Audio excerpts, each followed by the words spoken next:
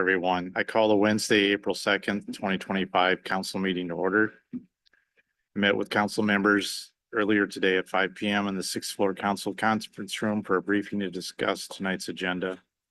Now we moved here to the first floor chambers to conduct the council meeting in person. Because we encourage community involvement, we invite the public to join us in person or participate via a remote option through Zoom or view on BCAT. With us tonight, we should have our entire council. I believe Councilmember Fry is online. Yes, good. And with that, we're going to start, as we always do, with the mayor. Welcome, Mayor Wheeler, with the mayor's report. All right. Thank you, Council President. I have to apologize for a second, Mayor. My laptop just crashed. It's okay. We can, how is everybody doing tonight?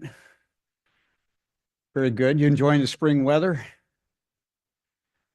Awesome. Yeah, I love the rain myself. But we know we're gonna be thankful and grateful for this rain today when this summer rolls around. And yeah, so I'm looking forward to the community build, and we haven't advertised that too heavily yet for Lulu Haddon Park. And that's going to be exciting. It looks like Councilor Mockler is going to talk about that. And what a great day that's going to be. Just over in Stephenson's Canyons Park the other day. My gosh, that is a magnificent middle of the city forested park there. Yeah. So I got to say, Mayor Wheeler, I've been around for a while. This is the first time we've had like improv night where you have to fill up the time waiting for your presentation. Makes you wish you had some notes. That way you could. I know. I have a lot of respect for the folks in improv too. That is. How we doing, Dave? Oh, I don't want to steal your thunder. So when you were in Stephenson Canyon, how did it look, Mayor? Was it nice and clean and? Yeah. Yeah. Oh, yeah. Yeah. I hit most of the trailheads. Nice. There is a lot of them. There's a lot of trailheads. Yeah. Funny, you should mention Stephenson Canyon in my report later. I'll be talking all about my Earth Day stewardship walk, which will be at 4 p.m. on Earth Day at Stephenson Canyon. Probably after I go to get breakfast over at the food line. That I might join you. All right. For the public, this is from Councilor Mockler.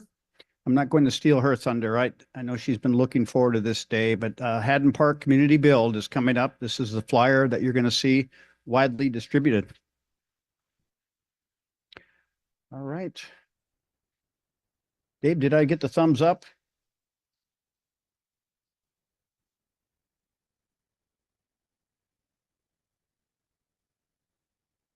Yeah, more park talk. Now I'm going to brief you next in a couple of weeks about the, we're doing a sound check now, but about the science fair, some of the winners there.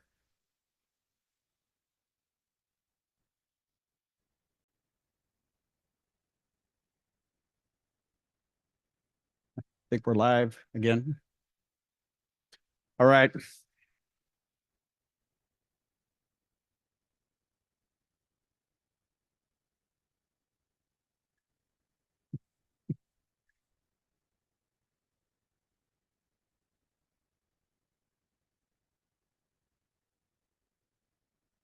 Yeah, the science and engineering fair, I mean, tremendous minds, young minds.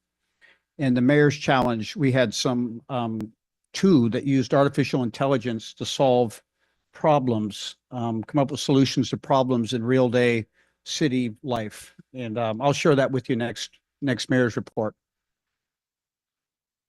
All right, so this is wanted you to know that we've been in a partnership with Western Washington University. They brought some students over to tour our facilities, and it was full immersion into the public works, several parts of the public works department, and drinking water and stormwater. And it was law, policy, all the way down to implementation and the actual work on the ground. And so it was great. Cami was Affelbeck was the lead mentor in that. Took time out to encourage our part of our next generation of who we hope to be professionals working for the city of Bremerton. And I got to have lunch with them, and we all shared our enthusiasm for the program, for what we do in public works, because so much relates back to environmental stewardship. There's a lot we do. And so we were excited, energized by the end of the conversation. I just wanted to share a little bit about that. Here's the students, some of their credentials. And you've all been on the tours. And so it's just an honor to be able to, and a pleasure to be able to showcase what we do here. Next slide. And just a little bit more. There's some testimony from the program director of Western's College of Environment, and you can read it for yourself. We will do more of this.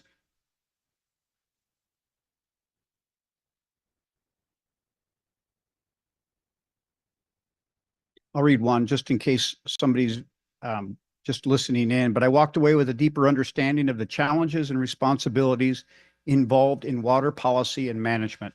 This experience has only strengthened my interest in pursuing a career in environmental work. Your passion for protecting community resources has had a truly lasting impact on me. All right, next slide, Dave. 6th Street. You've seen a pretty large infrastructure public works project just up and running now. And so this is a little bit of for the folks who weren't aware of exactly what's going on, because obviously for some, the project appears out of nowhere.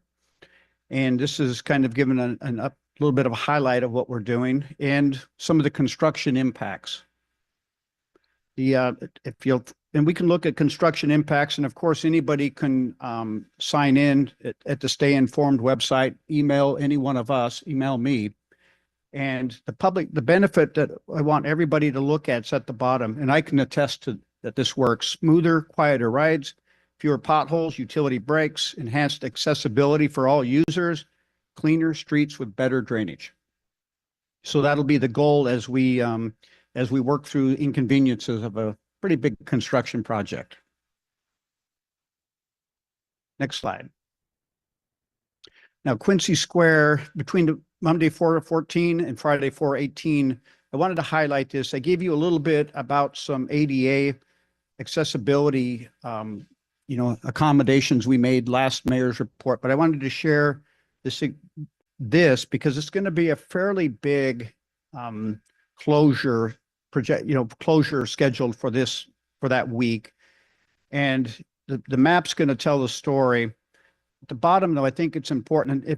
If I'll just direct you to the portions on Pacific, and if you go to the left side of the street, which is west on 4th Street, all the way down near Park, you're going to see some closed no-through traffic. And so you see Pacific and 4th. And so we know that's going to bring impacts to the community.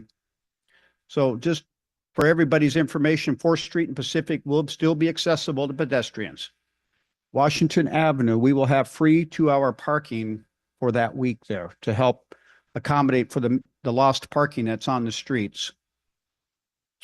And it'll be local traffic only in those areas. So just a heads up, we will be available for the public. If there's businesses that need more information, they can feel free to reach out to us. Consumers we'll be happy to provide them information. So I wanted to share that with you, Council, and I believe that closes out my report tonight. All right, thank you. Thank you, Mayor. Now we're going to turn to our acting city clerk, Ms. Lindsay Victor, for the consent agenda. Thank you, President Younger. For approval on the consent agenda are the following items. Item A, claims and check register, approval of the following checks and electronic funds transfers. Check number 410442 through 410669 and EFT numbers V43161 through V43297 in the grand total amount of $3,248,216.33. Number 2, regular payroll for pay period ending March 15th, 2025 in the amount of $1,092,925.46. Number 3, regular payroll correction for pay period ending March 15th, 2025 in the amount of $588.34. Number 4, retiree payroll for the pay period ending March 31st, 2025 in the amount of $36,250.83. Item B, minutes of city council meeting, March 19th, 2025. C, minutes of study session, March 26th, 2025. D, confirm reappointment of Kirsten Dahlquist to the Design Review Board. E, confirm reappointment of Aaron Hatch to the Design Review Board. F, authorization to pre-purchase materials for the Central Bremerton Force Main Project. G, interlocal contract with Houston Galveston Area Council, known as HGAC, buy for cooperative purchasing. Item H, approval of collective bargaining agreement between the City of Bremerton and Teamsters Local 589. Approval of management and professional employee salary schedule and related budget amendment. This concludes the reading of the consent agenda. Thank you. And for those that are following along, items I, approval of Director of Public Works and Utilities job description has been moved down to general business. With that being said, does any member of the public wish to comment or speak on any of the consent agenda items? We only ask that you state your name for the record and please limit your comments to 3 minutes or less.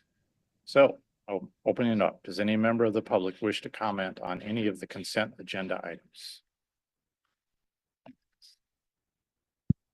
Greetings. My name is Travis from Bremerton, and I want to talk about the job description for the new Public Works Director, which I welcome. I think is Yeah, so Mr. Merrigan, we're going to move that down to general business, so that will be on tonight. It's going to be the first item in general business. Thanks. Go ahead, sir. Consent agenda. Yeah, consent agenda. So was there a specific topic on? Oh, yeah, I'm sorry. Go ahead. It's not public recognition, no. Yep. Okay. Consent agenda. Anyone else? Okay, seeing none, I'll turn to the council for a motion. Move to approve the consent agenda. Second. Okay, a motion, a second, call for the question. Councilmember Chamberlain, Yes. Councilmember Frye, Yes. Councilmember Coughlin, yes. Councilmember Robolowski, Yes. Councilmember Goodnow, Yes. Councilmember Mochler, Yes. and President Younger. Yes. Motion carries unanimously. Okay, thank you. Next up is public recognition. As it indicated on the agenda, public recognition provides an opportunity for attendees to address the council on any issue not already on tonight's agenda. This is not interactive and the council is here to listen to your concerns and questions. There'll be no public comments accepted via Zoom tonight unless prior arrangements were made through the city clerk by calling 360-473-5323 at least 24 hours prior to the meeting. Mr. Sorensen, did we have anyone meeting that criteria? So there will be no Zoom calls for public recognition tonight. Again, we only ask that you state your name for the record and please limit your comments to 3 minutes or less. A timer system will be used so that everyone is treated fairly. With that, I now open up for public recognition.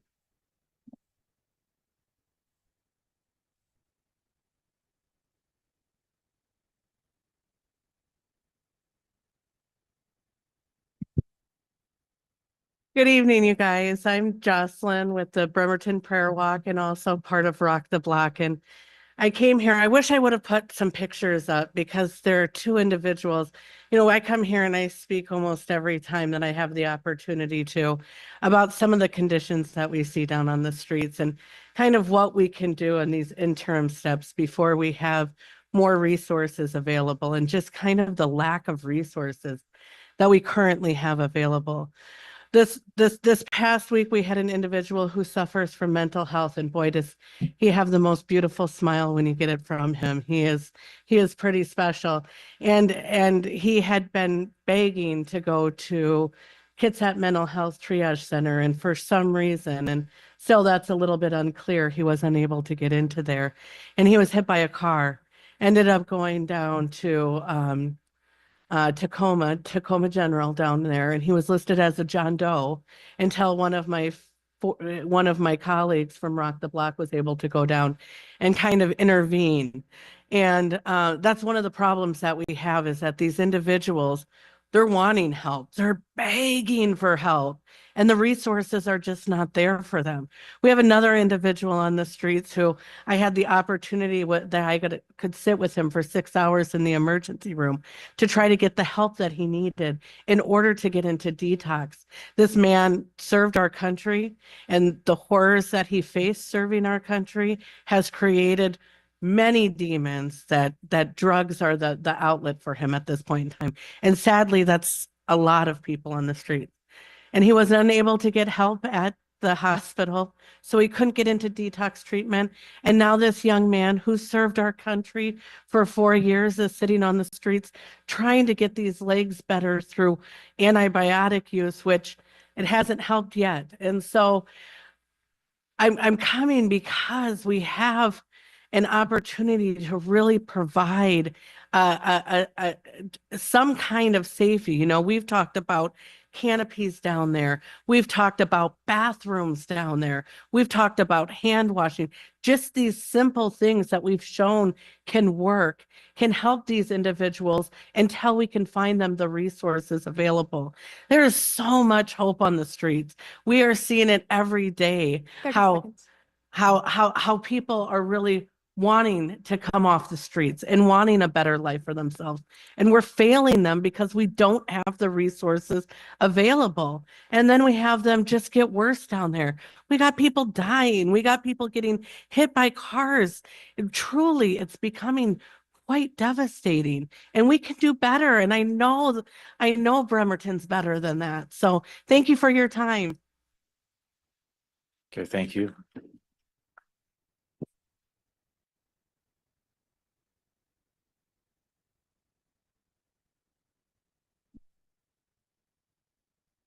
Thank you. My name is Earl Bird. I live over at Kitsap Way, Kitsap Lake. I wrote a letter to the temporary superintendent, Miss Kolosky, Donna Kolosky, and I'm going to read it to you. It's an email. I'm concerned about the low vaccination level in the Bremerton School District. I recently read an article in the Kitsap Sun Sunday edition, March 9th, 2025, that discussed the low vaccination levels for Bremerton students. I'm requesting that you talk to the principals at the school to contact the parents/guardians to get the non-vaccinated children vaccinated. The ongoing measles outbreak in West Texas and New Mexico is not abating. As of today, there are 444 cases of measles in that region. And now the measles has spread to 16 states. Doing the rough math, there are 4,200 students in the Bremerton School District, and say about 82% are vaccinated. Then that leaves about 750 unvaccinated students. If all 750 students, children, got the measles, then about 6 or 8 of them would die. And say about 70 to 90 children would be hospitalized. So I mentioned to Ms. Kolosky, if you need assistance, I would suggest you contact Dr. Gib Moreau, the head, Kitsap County Health Officer, for guidance and assistance.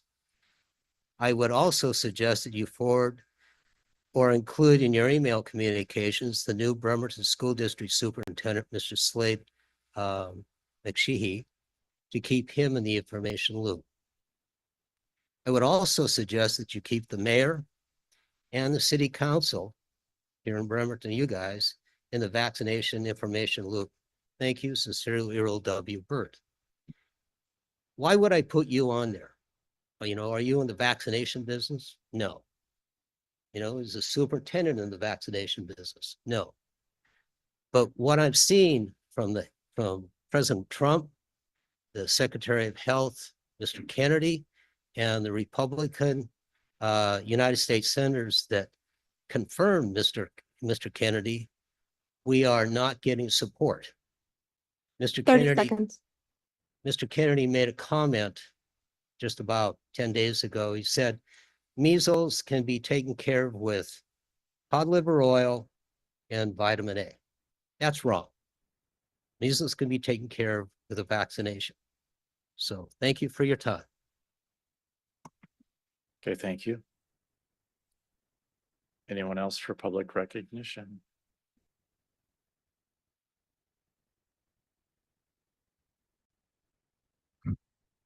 Hey, living Bremerton. I'm here for the same reason I'm usually here for, which is bathrooms. Fun tourism point on the waterfront in Seattle. There's now a public bathroom. It is open from 8 a.m.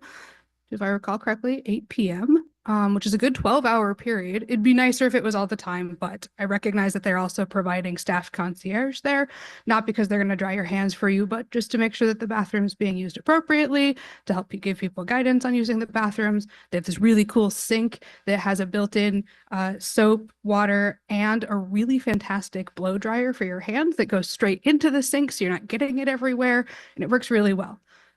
Fantastic user experience with the bathroom. I really enjoyed it, and I recommend more bathrooms, obviously. You know, we may not get fancy state-of-the-art bathrooms like they have there on the Seattle waterfront, but we could get some. And you know what's really cool about bathrooms, something fun that I observed because I happened to be there on the day the bathroom opened, is that the news was there. Why is it news that people can meet their basic needs? This shouldn't be news. It's a thing we do every day. All of us are doing it, if we're lucky, multiple times a day. Why is it news? This is embarrassing. But think of the news it could be here in Bremerton if we had bathrooms. It'd be such fun news. We could all be excited about it and talk about how often we use it and how fantastic and beautiful it is. And we could put really fantastic paint swatches in it, like we've already seen a great example of here in Bremerton. It could be fun news. Maybe you all like fun news. Bathrooms could be fun news. With the rest of my time, I just wanted to talk about my appreciation for our commitment to the arts here in Bremerton. Completely whiplash, sorry. I happened to be going to Seattle on that day that I saw the bathroom because I was going to the Paramount. Paramount's super expensive. But I saw a fantastic show there. And then just a week later, I got to see a fantastic Scottish band performing here at the Admiral Theater for so cheap. And it was so great because I feel like that band is worth way more than the tickets I paid for. Not that I'm saying jack up the prices, but I'm glad that we give money to be able to subsidize that so that folks like me who work in health adjacent fields that are really stressed out can have some time off and can do something fun in the evening. And I just want to say I really appreciated that. The band seemed to really appreciate it. They talked about how the last time they came to Bremerton, their CD went #1 in Scotland. And now they're hoping that it'll go #1 in the US. We made no promises, but you know, who knows? It could happen. I hope they come back, and I look forward to seeing more shows at the Admiral Theater. Thank you. Thank you.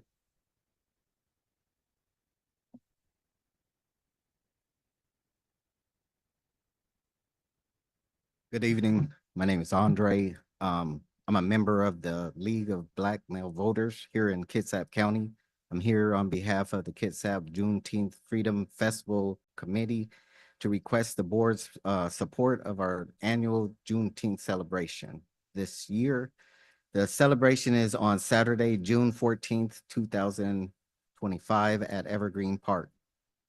The Freedom March begins at 10 a.m. at the Norm Dix Building and it ends at the park.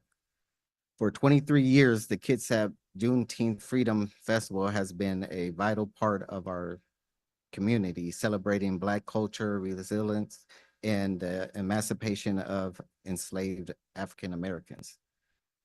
Now, recognizing as a federal holiday, Juneteenth is a time for reflection, education, and unity.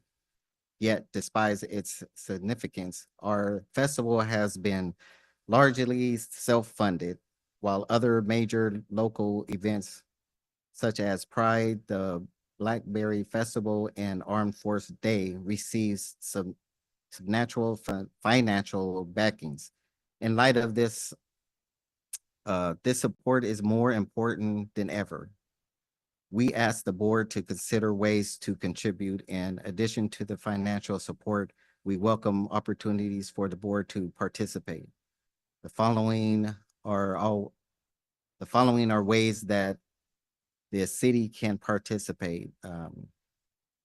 Advertise in our annual booklet, agree to attend the festival, present a proclamation, or any combination of above.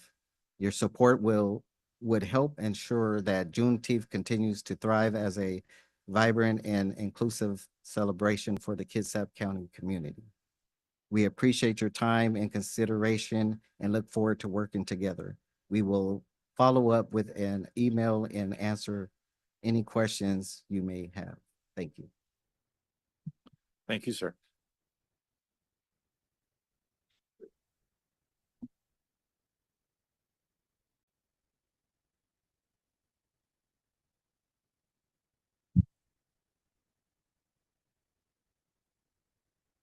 Good evening, council. My name is Chance. I am a resident here in Bremerton.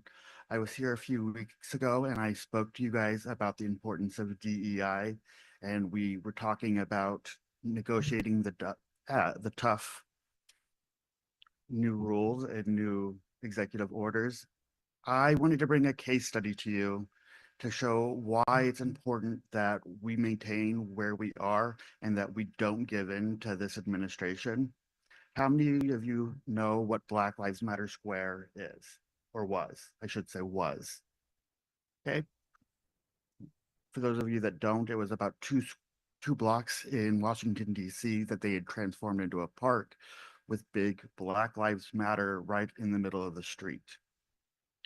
2 weeks ago, the president told the mayor that if it didn't disappear, he was going to withhold federal funding.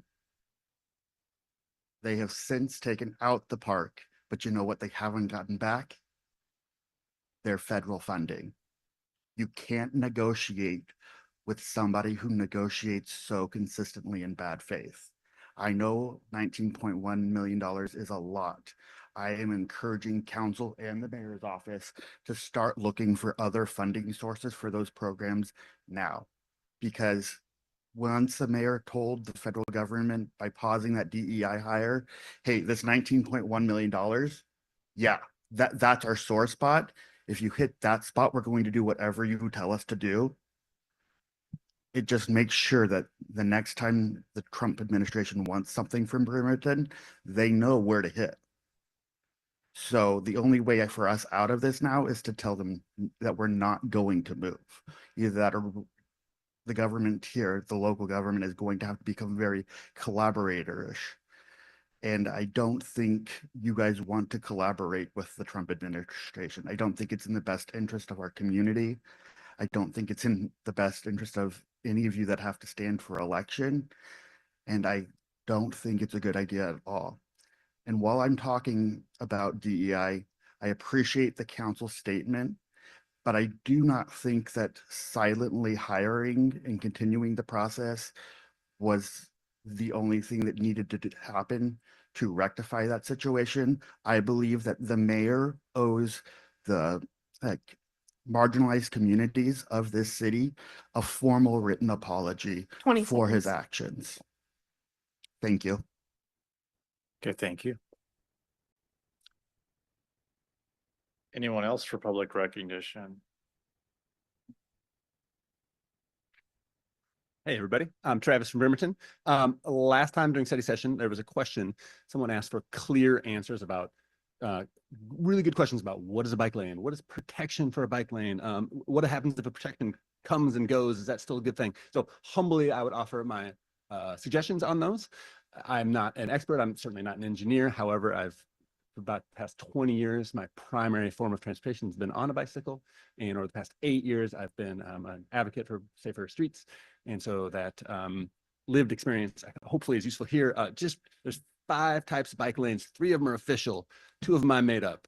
The 3 official ones are a protected bike lane, a buffer bike lane, and a conventional bike lane. These all share the same feature of being wide enough and being accepted by WashDOT as Up to standard bike lanes. Wide enough means at least 5 lanes, at least 5 feet wide. None of those feet are in the gutter. A protected bike lane has protection on one side. There can be all kinds, different kinds of protection. Any protection is good. Some protection is better than others. Here's a fact. Every single sidewalk in the city of Bremerton is protected. It's protected by a 4-inch curb, which is highly effective at keeping cars off of sidewalks. A 4-inch curb on the side of a bike lane would be highly effective. For instance, next is a buffered bike lane. That's a 5-foot bike lane with a 2-foot space that doesn't have any protection for some reason. Third is a conventional bike lane that's just 5 feet wide and none of those feet in the gutter. Okay, those are the 3 types of bike lanes that Washed Out says are up to standard. The 4th kind of bike lane, we call a gutter bike lane. That is a bike lane that may very well be 5 feet wide, but a couple of those feet are in the gutter, which is unfortunate because that's where the leaves and hubcaps and glass bottles end up in a street. Bremerton has lots and lots of gutter bike lanes. The worst kind of bike lane, in my humble opinion, is the broken bike lane. That's any kind of bike lane that just ends, right? You're going along happily in your own space that's dedicated to a bike, and then the bike lane just ends and you're forced out into the street. The new Manette Roundabout project just created a brand new one of these, arguably the worst in the whole city. When you're coming westbound across the bridge, bike lane just stops and forces you out in traffic that's coming quicker than you can go behind you. Your danger zone is behind you. Cars don't know you're coming. That is a broken bike lane. Thank you. What kind of protection is a protected bike lane? Any protection is good. Even those little sticks keep the Amazon trucks out of bike lanes, as our little 2-block, the only bike lane, protected bike lane we have. And then, can protection start and stop? Yes, it can. It's like a lily pad. You got protection here, you got protection over there. Getting from one side to the other is fine. It's much better to have a little bit of protection than none at all. Thank you very much. Okay, thank you. Anyone else?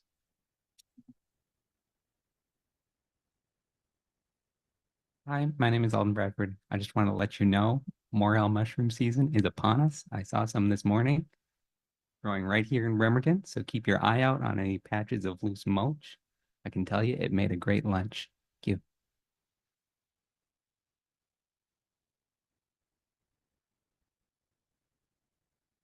All right, I'm not sure I caught all that, so someone can explain that to me later. All right, very good.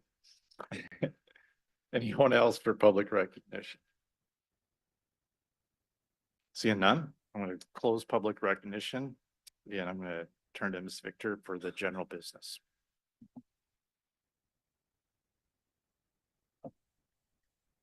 First item on general business is going to be the approval of Director of Public Works and Utilities job description, and that will be presented by Human Resources Manager Charlotte Nelson.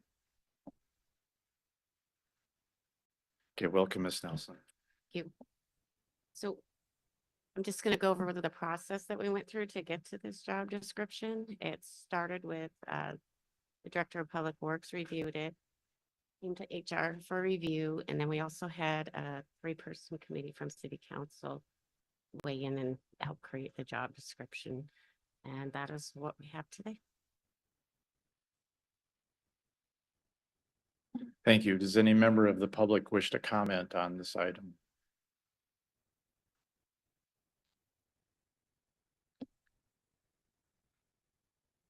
Me again. I'm Travis from Bremerton. I want to comment on the type of person I think we're looking for. I hope we're looking for. That's someone who can give a kind of a paradigm shift to the way that we currently think about streets, which is perhaps summed up by the phrase all ages and abilities, which is said a lot in meetings, usually followed by, we're never going to be able to build this bike lane to be all ages and abilities, which I think is kind of defeatist and also a fallacy. It asks you to think about a 4-year-old who has no concept of any traffic, and certainly the best protected bike lane in the entire world could not make it safe for a 4-year-old on a Strider bike. Therefore, no protected bike lane can be safe. Therefore, we shouldn't build a protected bike lane. That's a fallacy because the building good, high quality bike lanes maybe won't help a 4-year-old, but it will in a couple of years when they're a little bit older and get a little bit better understanding of traffic. So someone who understands that. The phrase, it's kind of stuck in my craw a little bit. Many cities use all ages and abilities as an aspiration to shoot for. Seattle does, Bellingham does, Richland, Washington does. The NACDO put out a guide for designing all ages and abilities, high comfort bike lanes for all people. It's not just little kids. It's moms, it's people on the first time on the bike, it's disabled people. It's building bike lanes for people who don't look like me, experienced cyclists who know what they're doing and don't even need a bike lane to ride. It's building it for the rest of the community so it's comfortable, not just for children, but for everyone. That's what all ages and abilities means. And I think that someone who comes in with that mindset, someone that I hope lives in the city and experiences the day-to-day, doesn't just think about the streets in the context of needing to get to work from someplace outside of the city, as so many folks who use the streets do. Instead, looks at them in the evenings, looks at them in the weekends, and sees how they function when there's very little traffic, thus opening up the streets to people who drive incredibly aggressively, making it dangerous for everybody. I think that there's a real opportunity with this hire, and you've done a great job with the job description, I think, as a start. But there's a real opportunity to think differently about how we want the city to be for the residents, how we want it to be for children, for adults, for middle-aged white guys riding bikes, and for everybody else getting around the city any way that they 30 want to or need seconds. to. Okay, so good luck with the hire, and thank you very much. Okay, thank you.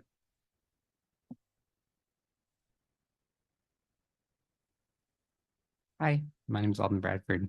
I read this job description and I think you put a lot of work into it, so well done. There's just one part that I'm really not too sure about under the required licenses and certifications. The only specific license that is required here, it says, is a driver's license, but I don't see driving or operating machinery as part of the job description anywhere else. I mean, I think it's perfectly reasonable to ask that someone can get to work reliably, but I don't think we need to specify it has to be in this particular way. I think we're unnecessarily limiting the pool of applicants by doing that, and it's not going to hit everybody equally. I think of my aunt who's a really skilled lawyer, but she's completely blind. She wouldn't be qualified for a job that has driver's license in the description. You don't want to see her behind a wheel.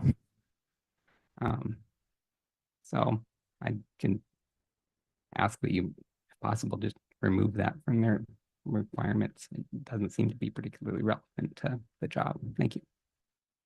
Thank you, Mr. Bradford. So you did submit your comments, something in a very similar effect, if not exactly what you just described, in an email. And I've asked the city attorney for some advice on that, and also our HR director.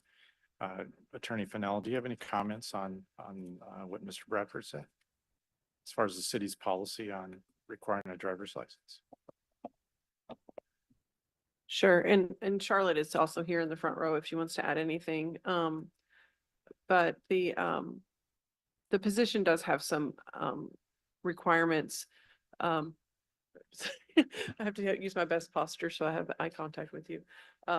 They make having a license a part of this job description, specifically the ability to respond to emergencies throughout the city, including in areas where we don't have transit or that aren't even open to like an Uber or something like that, areas like in our watershed.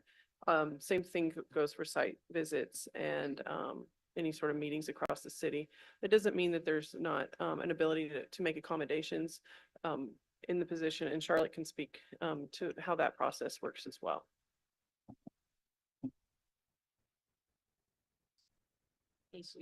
So yeah, all of our job descriptions and job postings in it has the ADA statement.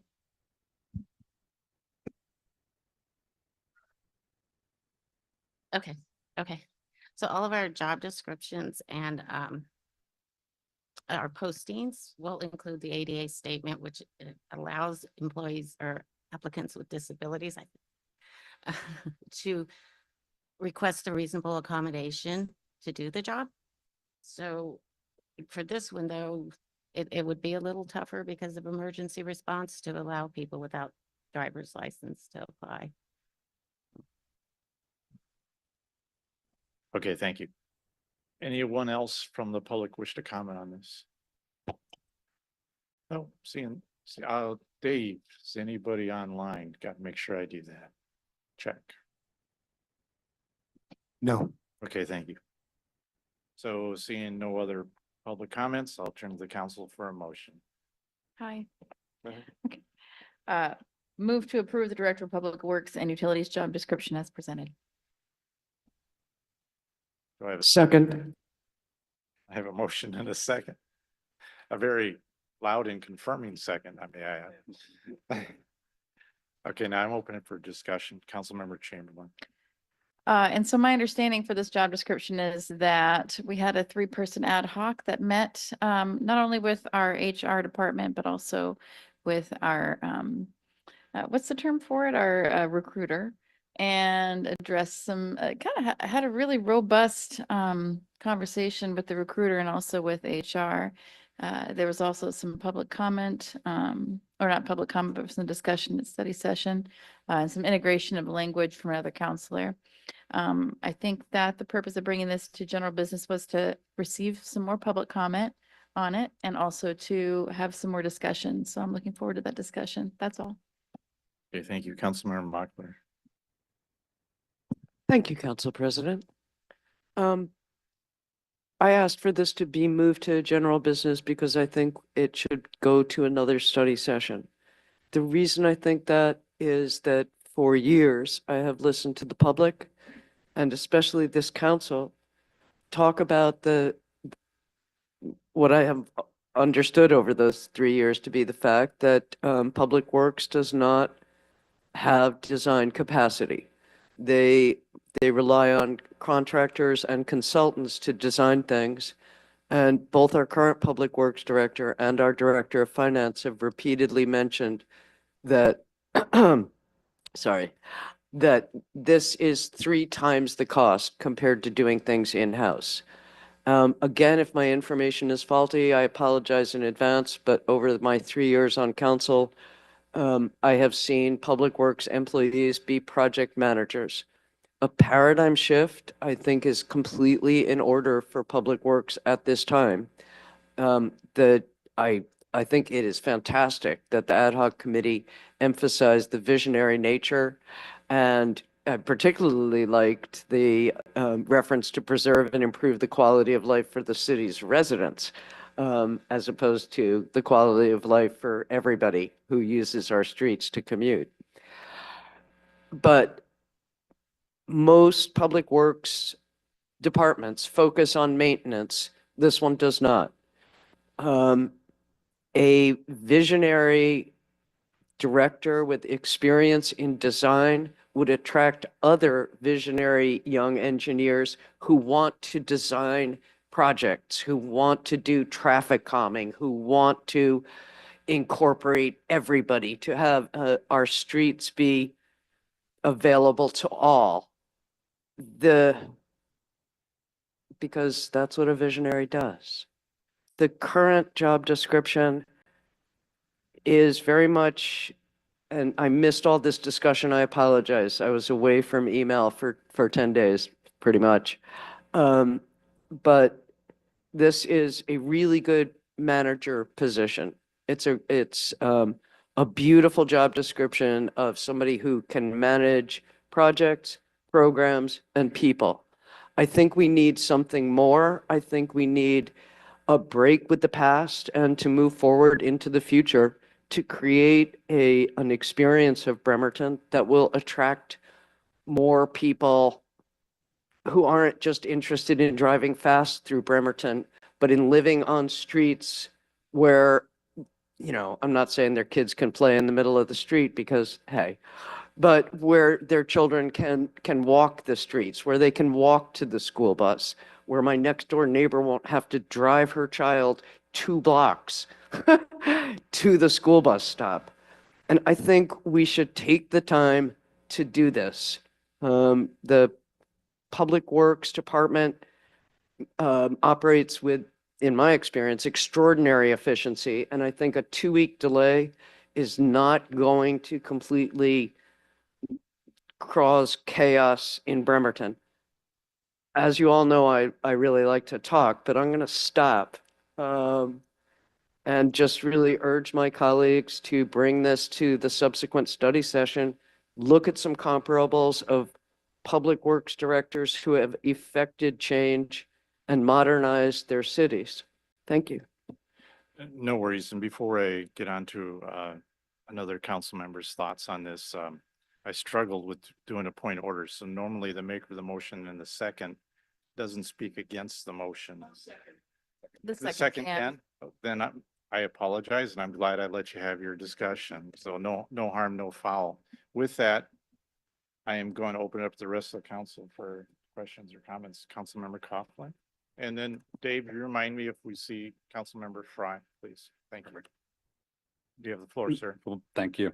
I just want to thank my colleague Councilmember Mockler for honestly speaking up on this, because I appreciate her comments and the type of person that we're looking for. I think are spot on. I do want to say I think we have that in this existing job description. The process we employed, a lot of kudos to President Younger. We looked at, I think, close to 15 different Director of Public Works job descriptions from cities across Washington and went through each one and looked at wording and skills and abilities and qualifications that we thought we wanted here in Bremerton. And so made sure that those were in here. And I think one reason we didn't make it a requirement that they have design background kind of harkens back to comments we just heard on extra requirements. And that the more hard requirements we place on this position in terms of specific background, specific knowledge sets, the more limiting we are in our search. And we kind of did this with, since we recently went through the Parks Director position, we tried to open that up as much as possible to try and get as wide a berth as possible so that we could get the best person for the city as possible, which I believe we did in Director Barker there. And so I think this job description is good, and we're using the same recruiting firm. I know I had a great conversation with Mr. Worthington, who runs that, and definitely conveyed those sentiments on somebody who can be a visionary leader, who can really take a look at the department on outside best practices, how we can make what's already good even better. So just wanted to outline the process that we went through, but appreciate the sentiment. Okay, thank you. Any other questions or comments? Vice President Revlowski. Yeah, when we deliberated this at the study session last week, both Counselor Fry and I were concerned that there wasn't strong enough language for a future vision.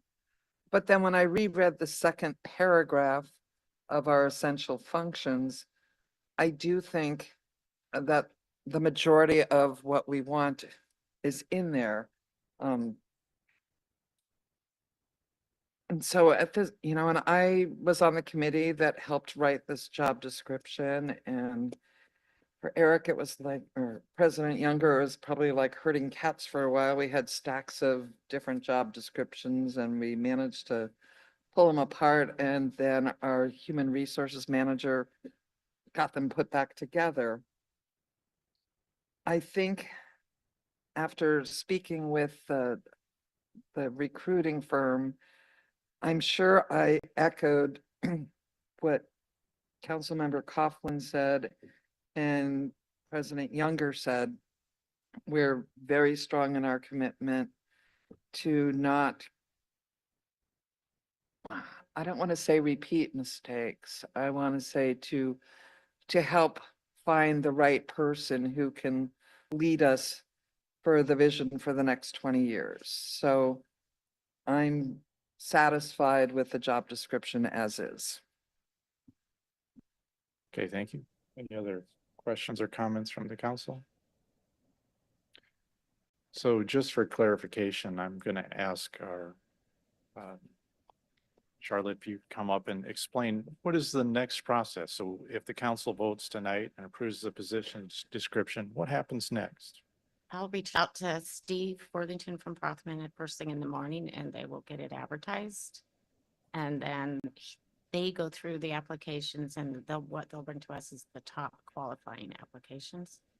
And then we'll put together normally at least 2 panels to do interviews and then choose from there. Thank you. And my understanding is that although the mayor ultimately makes the selection, it's up to council approval to approve the selection. Is that not correct? Yes, requires council confirmation. Okay, thank you. Go ahead. Oh, one of the things when we were working on this job description, we had opened it up to all different kinds of past work experience.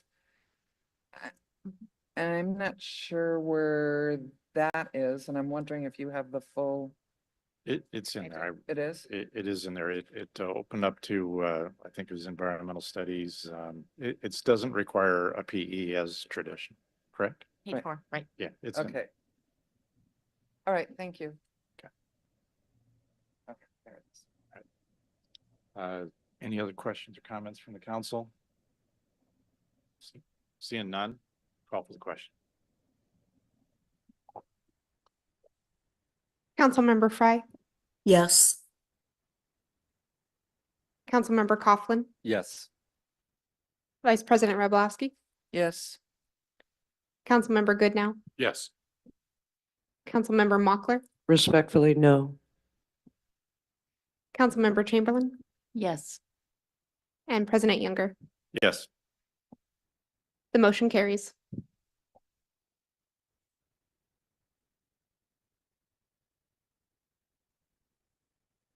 The second item we have on general business evening is ordinance number 5510 to amend Bremerton Municipal Code, Chapter 5.06, entitled Rental Property Registration, presented by City Attorney Kylie Fennell and Director of Community Development Andrea Spencer. Good evening, President Younger and members of council. Thank you for this opportunity to be here tonight and share this information. I'm going to kick us off and Kylie and I are going to go back and forth with the slides. So we're here tonight to talk about the city's rental property registration ordinance. And it's an ordinance that's already in place. And it's been in place in its current form since 2013. And it was established because we wanted to make sure that we had quality housing rental stock. And we wanted to do that without penalizing landlords. And we wanted to basically make sure we had quality housing. And what we're doing here tonight is trying to increase the strength of our enforcement tools and give some tools to us as we proceed if we have to go forward with code enforcement. Basically, we want to protect tenants, members of the public, and our public safety officials when they have to go into rental units. And if we do find that there's poor conditions, we can provide tools to our residents so that they can have relocation assistance. So it's basically those two tenements are what we're talking about tonight. We want to do more things to strengthen our enforcement tool and making sure that we have more people registered. So we're adding some provisions for making sure that you have a license. If you don't have a license, you can't evict your tenant. So you can imagine that's something you're going to want to make sure you do as a landlord. And if a tenant is forced to be vacated, and that's vacated on the city's part because we found that it is a dangerous structure, we are going to stand up with some resources to help those tenants if they have to relocate someplace else, because it feels very bad in my situation to have to ask people to move out of their units and we don't have any resources to help them. So I'm going to go back just a little bit to give you an idea of what does the rental process looks like. We have an online landlord license application. It's a very inexpensive fee. It's $75, and they have to sign declarations. We have checklists online that basically talk about all the minimum housing standards your units have to meet.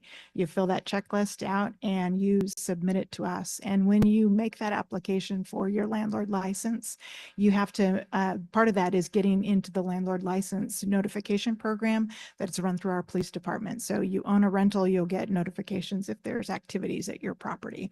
And we have that is all online. New tool that we stood up as we began working on this process is an online tool that you can go and see is your residence that you might be renting actually on the landlord database. So you can either type your residence name, or if you know your landlord's name, you can actually find it on the city's website. So that tool's up, and much thanks to the IT team for standing that up for us and doing a really great job. And a little bit, who is it that's required to register their landlord as a landlord? If you're a casual renter and you'd only rent your property out for less than 4 months a year, you're not required to have a landlord license. You're also not required to have a landlord license if you just rent out a bedroom to somebody. And we always get questions, what about short-term rentals? Do those also have to have landlord licenses? Actually, no, you have to have a real live city business license to do that. And you have to make sure you're paying all the proper taxes because you're running a business and it's not a rental in the traditional sense as the city has defined it. And even if we have this exemption for these casual rentals and these ancillary rentals, I just want to note that landlords are still required to adhere to all the requirements of state law in the Tenant Act that we've got. So they're just because they're exempt from our landlord license doesn't exempt them from state law. And so basically, what are we doing tonight? There's no new requirements. There's no new fees. There's no new inspections. We're trying to make more safe units that are available and level the playing field so that we have less competition with less robust units, I'll say, with very quality units and people who are following the rules. And this is where I'm going to hand the baton off to Kylie, who's going to talk about what evictions are. Thank you. So this is the part of the program where I tell you that you're going to have to be registered to evict a tenant. And the term eviction is a colloquial term. Everyone knows what we mean when we say that. You're going to see that the code itself has different language. The code says to recover possession of a rental housing unit. That's to line up with what the process is known in is state law, so that it's just clear we're not using different terms in our code than what the lawyers over in Port Orchard, when they're trying to recover possession, are using. And so at the end of the day, it's all the same thing. You're going to need to be registered before that you can get that property back into your possession as a landlord. Relocation assistance, and this is really important. And I think that it was President Younger that brought this up. To be clear, this isn't relocation assistance just if a person is getting evicted for not paying their rent or some other reason. This is relocation assistance when a person is having to vacate the unit because the city has taken action to condemn it, or as what we call is a notice to vacate. And so it's only in those situations that this type of assistance applies. And this is what it looks like. The landlord has to pay that assistance to the tenant, and it is the greater of $2,000 plus deposit and prepaid rent, or 3 times monthly rent. And I think we're always going to almost always be in that latter category, the deposit and prepaid rent. And so the next question happens, well, what if they don't do it? Well, so how this process works is that there would be a notice to vacate is issued, and they're going to get a notice that identifies the code violations that are present in that building. And it's going to advise the tenant and the landlord that the tenant is entitled to relocation assistance and give them the process laid out for them. It's going to be in situations like you see here. You can't really tell from the pictures, but I'm just going to explain. If you look at on the picture on the left, you can see that there's a protrusion from the building. That's the entryway to the unit on the 2nd floor. What you're looking at in the picture on the right is the underside of the walkway. That meant that the person had to walk over that structure to get into their home, and that was obviously in danger of collapse. This is one from last year. Here's another one. The pictures don't really do it justice, but I thought this one was important to include because I've had some people curious about what type of rent people are actually charging for a substandard rental. This is one where someone was charging $2,500 a month, and it was infested with rats, cockroaches, had extensive leaking. And if you look on the picture on the left, you can see a piece of wood that's kind of propped up against the ceiling. That was holding the ceiling in from collapsing. And so once a landlord and a tenant are notified that the building is unsafe and needs to be vacated, within 7 days, the landlord must pay relocation assistance to the tenant. And once again, that's going to be the greater of those 2 amounts. Or they have the option to submit proof to the city that they're entitled to an exemption. This portion of the code does come from the state law. These are the exemptions. Natural disaster that the tenant or a third party's illegal conduct without the knowledge of the landlord resulted in the unsafe condition. That's to protect landlords who maybe someone's gotten in there and they've stripped the wiring of the rental, that they're not going to then benefit from that bad act by also getting relocation assistance out of that rental. The third category is in the statute, and that's acquisition by eminent domain. I have a hard time figuring out how that would apply, but there's some other statutes in play, but that's in there. So those are the three exemptions from payment of relocation assistance. If the landlord fails to pay, and I think this is the situation that we found ourselves in, is that often the landlords that are having these types of rentals are not going to pay. We are going to be able to extend money, and this is money that's already in our budget and already allocated for this purpose. And the city can advance the payment to the tenant so that they can move on, and then we can pursue the landlord for repayment. The landlord has 60 days from the date of our advancement to reimburse the city. If it's left unpaid after 60 days, they'll face a $50 per day per tenant fine on top of the amount that was advanced. And we also get to charge 12% interest. So this is the process laid out in one slide. Notice, then 7 days, submit proof or the proof that they qualify for an exemption. If no payment, then there's going to be an advancement. And then if no repayment, there's going to be penalties. Some points to consider on here is that, again, we can get the maximum legal rate, which is 12% under state law. And that 12% starts after 30 days, even though they have 60 days to pay. They start collecting interest after 30. Here are an example of some cities that have additional, that have similar registration requirements. We put this out here so that you would be able to look at some other examples. In particular, the rental registration fees. You can tell that Bremerton's is very affordable for the landlord. The other cities in here do charge a more complicated fee structure. Ours is very landlord friendly in that regard. They also have a requirement that you be registered for an eviction. It varies on the advancement of relocation assistance. And then again, here is where Bremerton allows an owner to self-certify. We really wanted to include this so that you could tell that our code is not particularly onerous on landlords. There were some comments that when we first started talking about this, that this was going to increase rents or anything like that. And as Andre previously mentioned, there's really nothing new happening for law-abiding landlords. And our code is not a burdensome code as far as code goes as in landlord requirements. So there have been legal challenges in the past to rental property registration requirements. However, they're way in the past. So City of Seattle started this, over 20 years ago, and the Margola case affirmed that the rental requirement was valid. And then that case was discussed more recently in 2022. And both of them affirmed that registration is a lawful regulatory tool for cities. I bring that up because in the wake of COVID, there were a lot of challenges to city landlord related codes.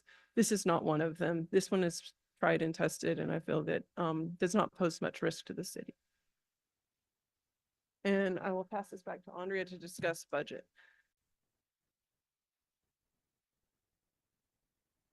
Pretty straightforward. All of the licensing landlord fees go to the city's general fund, and just like our business license fees.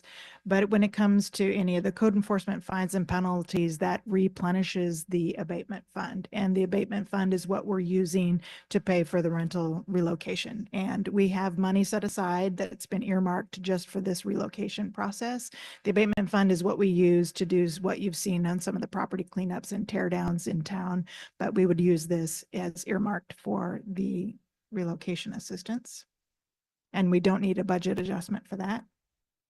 And I hit the slide too many times. I'm sorry, Dave.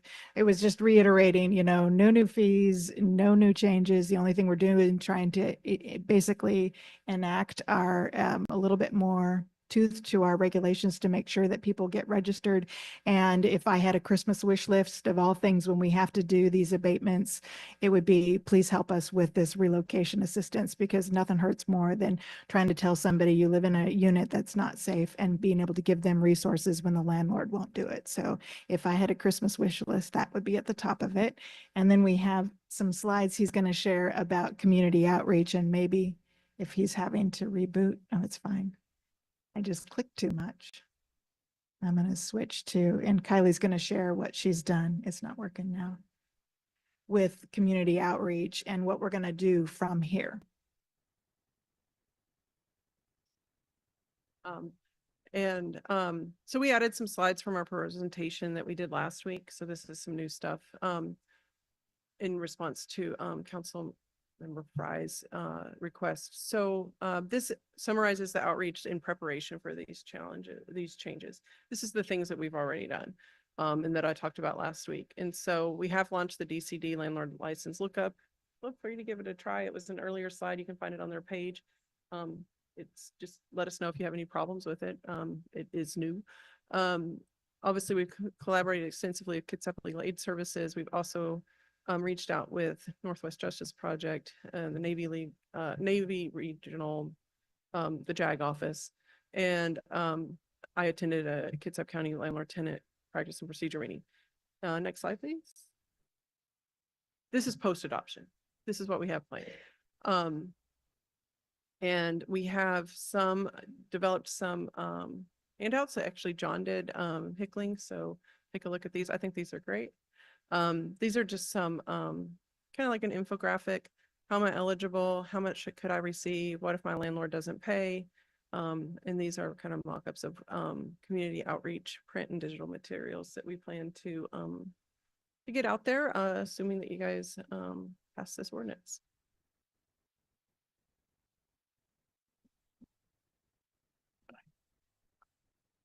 Okay, thank you very much. Does any member of the public wish to comment on this item?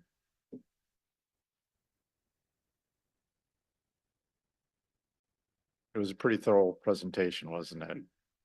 All right. Mr. Sorensen, no one online? Okay, now I'm going to open up to the council for a motion.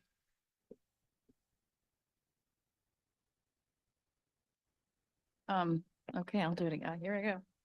Move to approve ordinance number 5510, amending Bremerton Municipal Code, chapter 5.06, entitled rental property registration. I'll second. Okay, Councilmember Chamberlain, do you have any comments? We've been talking about this for a while, and so thank you for answering some of my, what if questions at study session.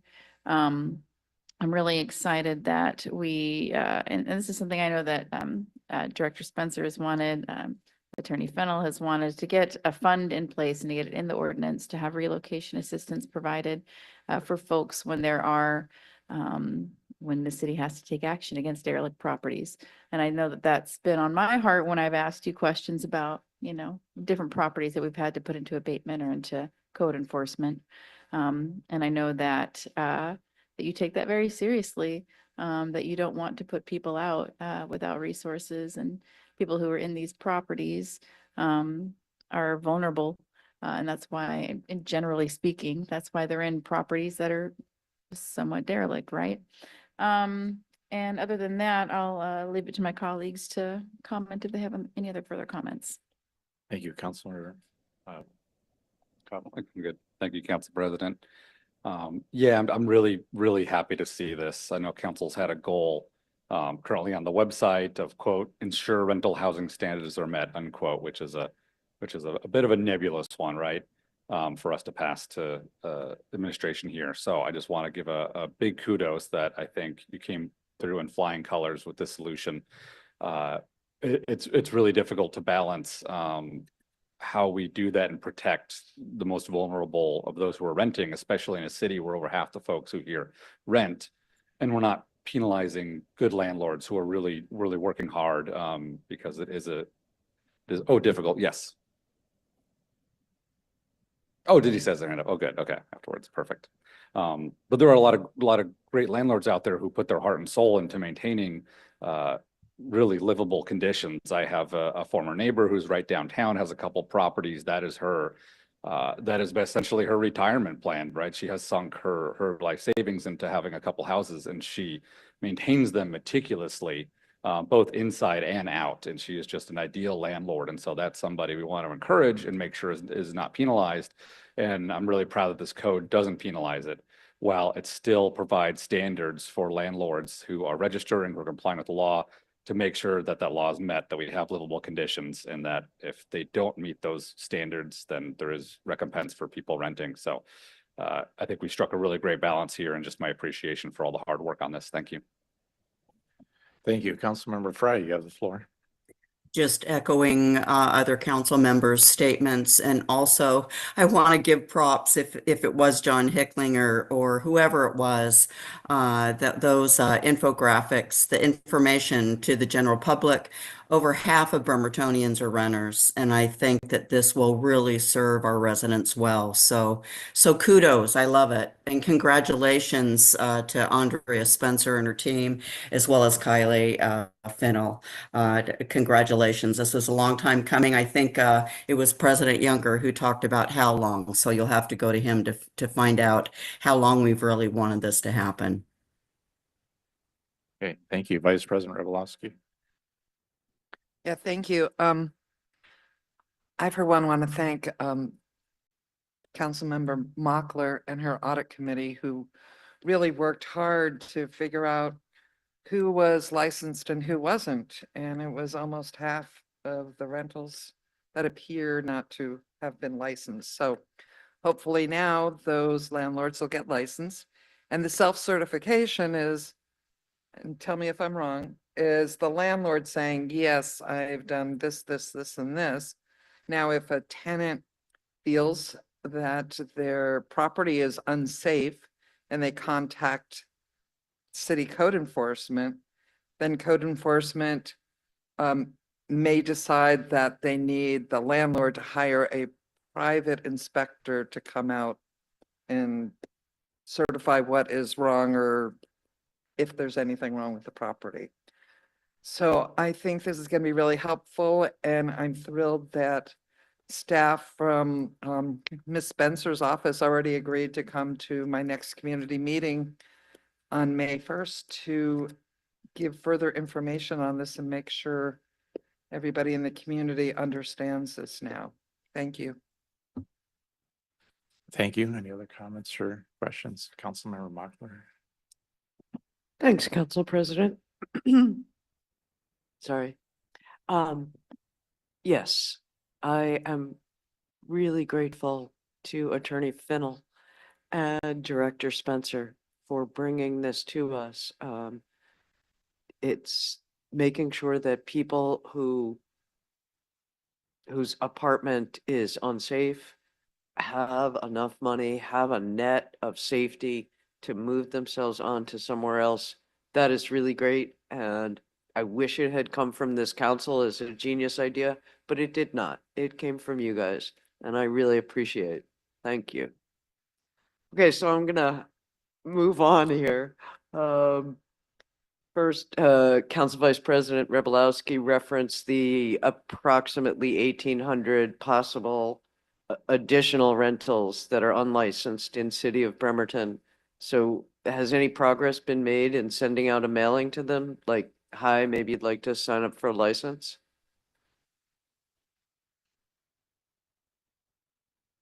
I feel like I've answered this question before recently. Well, hoping for an update. So is this germane to what's on tonight? If you feel comfortable talking about it, we can, but we're trying to stay focused on. Okay. this. Go ahead. Sure. If not- So, when the audit report came out and there was the idea to do that, staff considered that idea and decided to do this instead. And our plan is with the update to the website, with the update to the code, that we're going to always, of course, be evaluating. But that we believe that this is going to be the course of action that hopefully gets more people into compliance. Okay, thank you. And Council President, I consider it germane, and I hope you agree, because one of the Christmas gifts that was asked for was more revenue for relocation assistance, and an additional 1,800 units might well yield more revenue. And following the example of every other city in the Washington cities with rental registration requirements and adding an additional fee per unit would also generate revenue. But I'm all done with that. I do want to look at some of the safety,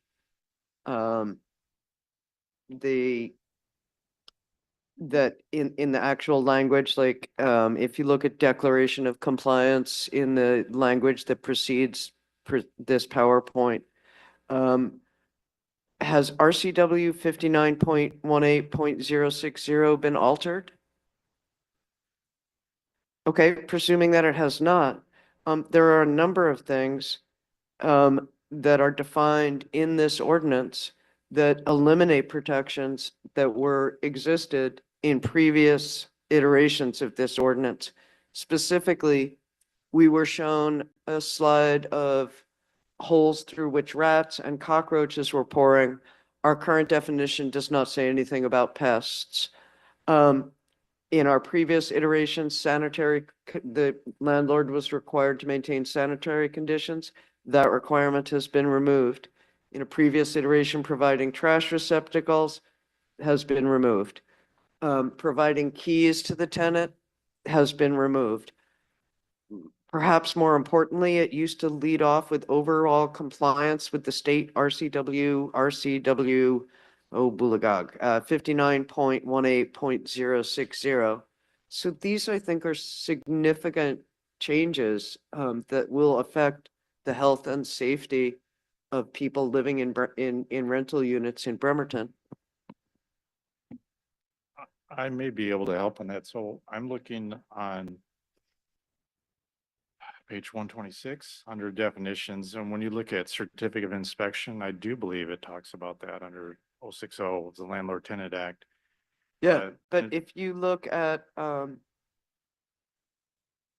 strike through, which I think is on, No, but what I'm saying, council member, is Yeah. that the landlord has to self-certified, which includes, including structural members are insufficient size or strength to carry imposed loads, safety, exposure of the occupants to weather, plumbing and sanitation. You mentioned defects that directly expose occupants to risk of illness or injury, not providing facilities adequate to supply heat and hot water.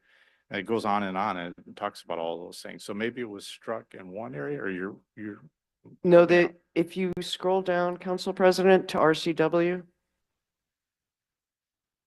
that entire passage has been struck through and will not be included in this ordinance as written. It leads off with maintain the, okay, I see what you're saying there. yeah, maintain the premises to substantially comply with any applicable code, which would keep it rolling forward in compliance with the state. It definitely has structural components.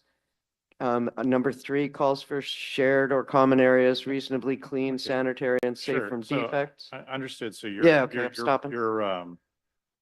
you're wondering why this is under definitions. So why was that stricken? Was that an error? A number of things were struck, yeah. No, the whole section was Yeah. cross-thrown. I'm asking Attorney Fennell, and Yeah. we're doing this on the fly.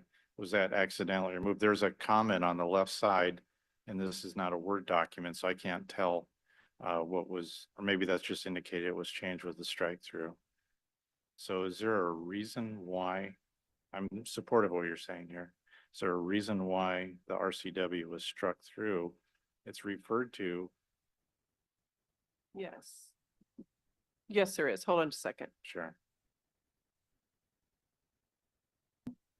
The number, the RCW had changed since our code was adopted and the numbering wasn't the same, but I need to review my notes Sure. On that specifically, if I can have a moment. Sure. Do you have other comments, Councilmember Mochler? No, that's, I mean, none that are germane. And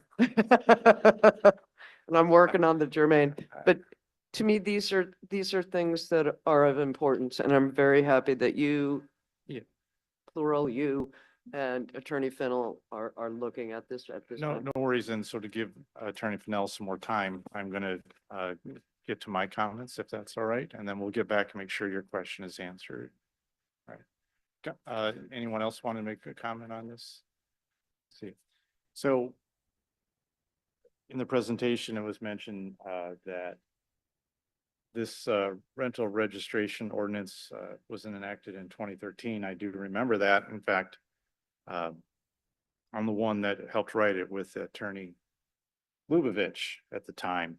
And it was through my frustration. I haven't seen all the stuff in the papers and through DCD of all these rental properties that were not in accordance with the State Landlord Tenant Act. So we started that road in 2013 and now we're in 2025. All along, I wasn't completely satisfied with the ordinance as written, but to get to the council in 2013 to where we passed what we passed, which required all landlords to be registered. And of course, we have holes. That's why we're doing this, in my opinion. Wasn't an easy task at the time. And one of the main concerns was, are we increasing costs to law-abiding landlords, and just had to fight that and struggle at. And that's why you see some of the lowest rates you see is because of that struggle. It wasn't a 7-0 vote back then. It was a lot of pulling teeth to get to where we were. And one of the missing components was for years we had technological limitations. A landlord could, there are some landlords here with 100 or more properties, right? But we had problems in IT as far as listing all the properties on our computer system. That may sound like a simple fix, but it wasn't. So I'm happy to see now that it's been fixed. Not only that, but one of the things I had been asking for years is for any resident to be able to look up on their own, on a computer, on the website, hey, I wonder, is my rental unit registered with the city? I'd like to know. And you don't have to call the city. Now you can just go on your website and find out. You're paying good money. You'd like to know whether it's been registered and whether this is in under the standards of the Landlord's Tenant Act as far as basic needs that everyone deserves, right? So I'm glad to see that. I'm not taking credit for this at all, what's before us. I want to applaud Attorney Fennell and Director Spencer with coming up with the last two missing pieces of the puzzle, if you will. And so I'm so proud of that. One of the reasons, this is my last year on council, and I always had this thought in my mind, well, what are the things I want to finish before I go at the end of the year? And this was top on my list. It's like, it's not quite there yet. And I'll be the first to admit I wasn't bright enough to figure out the solution. They were. So thank you, ladies, for doing that. So I will not call for the question. I will open up a continued discussion while we have some more research on it. Yeah, and I apologize. It's hard to do the code comparison on my single screen. I'm used to being at my bank where I can have the different versions, and I'm trying to figure out it. This is one of those that we've been working on, it seems like, for the last 6 months. So I'm having to go back. That was a part that I had changed early on. I do remember that our code goes down to 10. The new RCW goes down to 11, and it has subsections where previous versions, I think, when maybe didn't have subsections. And so, man, yeah,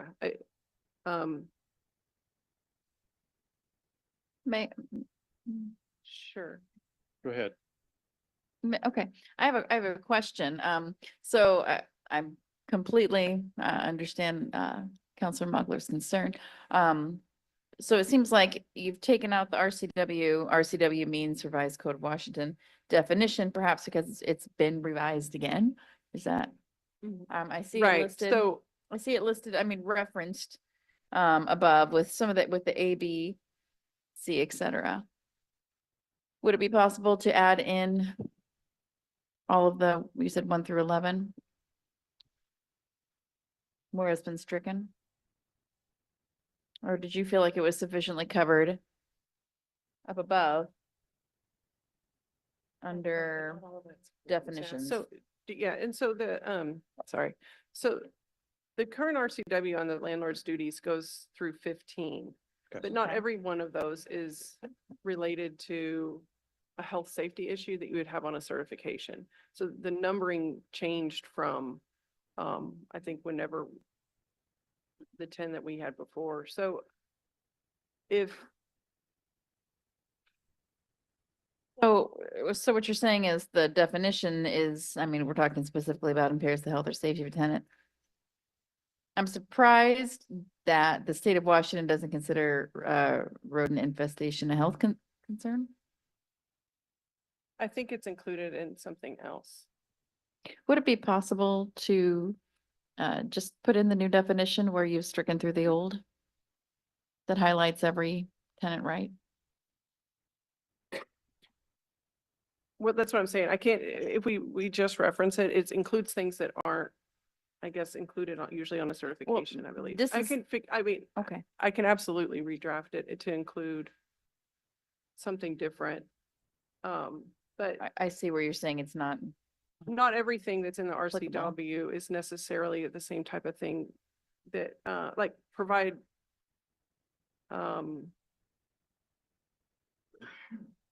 information approved Well, by the this is- Department of Health about health hazards. this is- That's a requirement, but it's not a certification. Does that make sense? This is just definitions. Right. So, it's just a definition. It's not specifically referencing the inspection or the health codes. It's just a definition, so. So we're gonna, Director Spencer's patiently waiting at the Oh, podium. sorry. Thank you. But maybe I'm gonna beat her to the punch.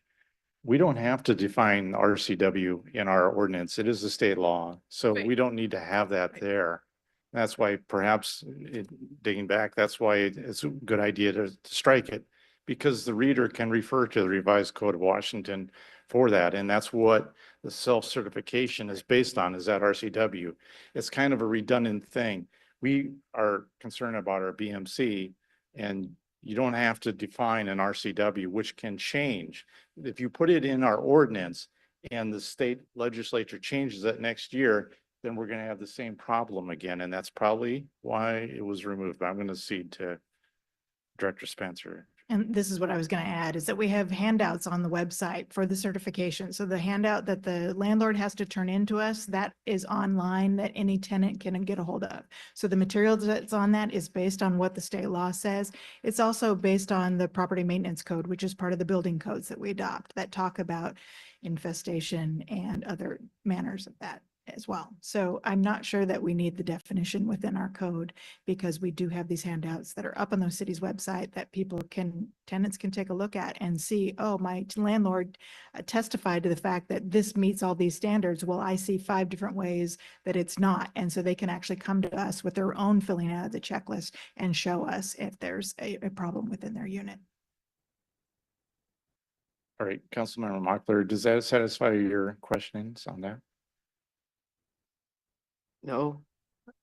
And I'll tell you why briefly, because if we referred only to RCW 59.18.060, and I think the fact that it's online is great.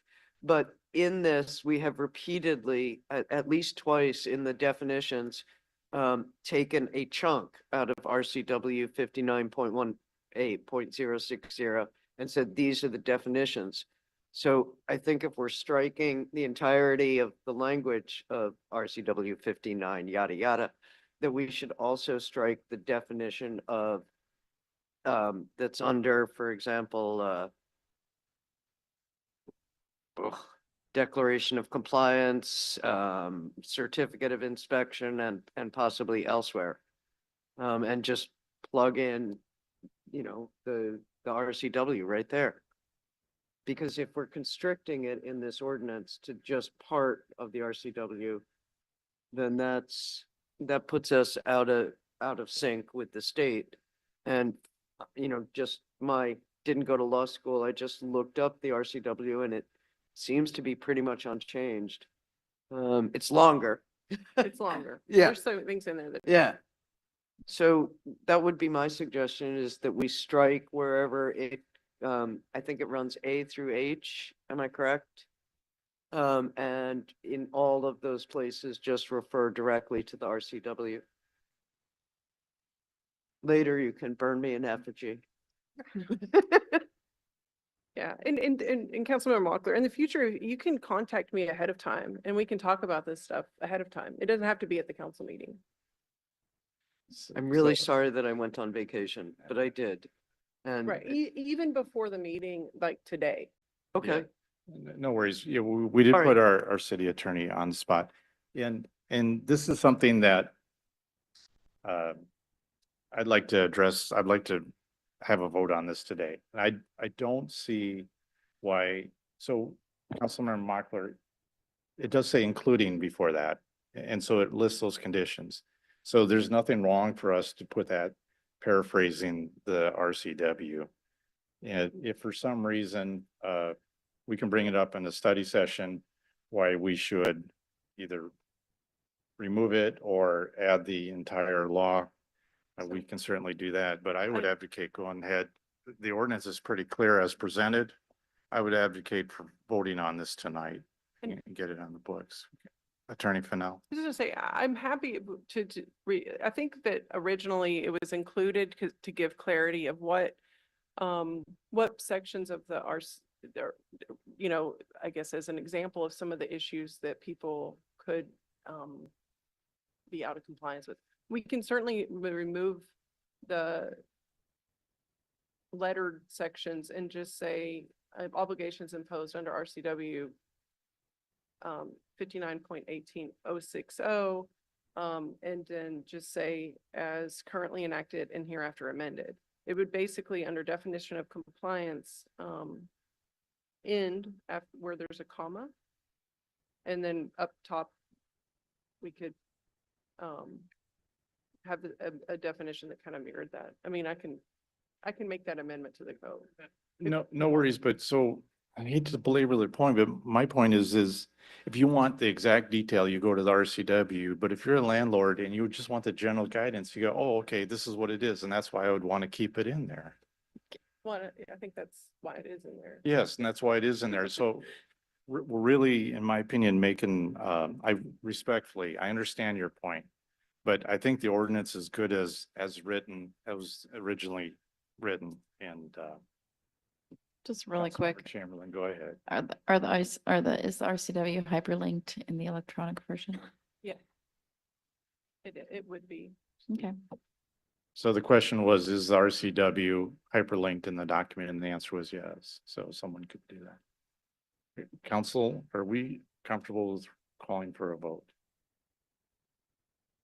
I'm seeing a hand raised up. Councilor Mochler, go ahead. once we vote for this, it doesn't go into effect for 10 days. Is that correct? Right.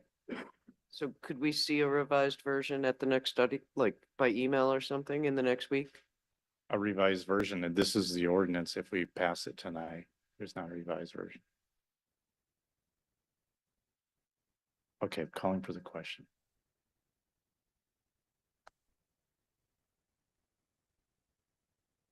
Councilmember Coughlin, Yes.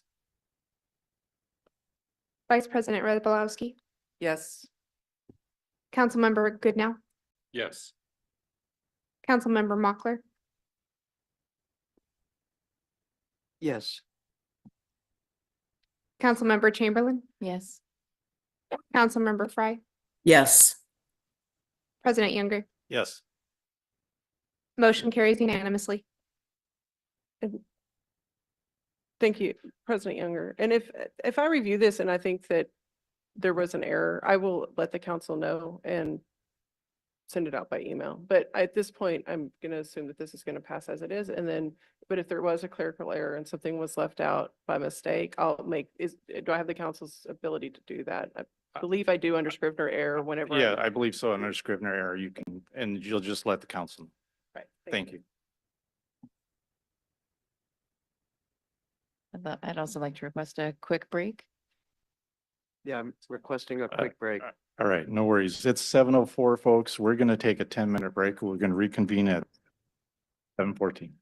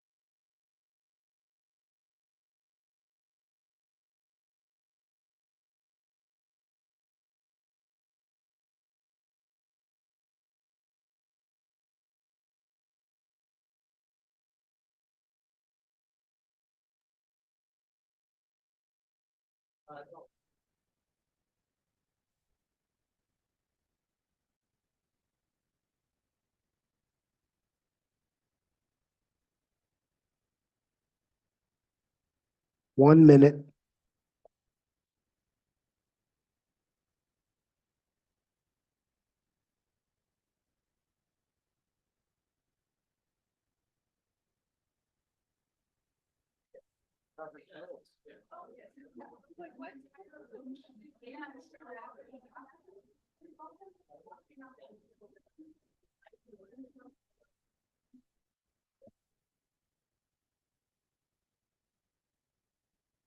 Thirty seconds.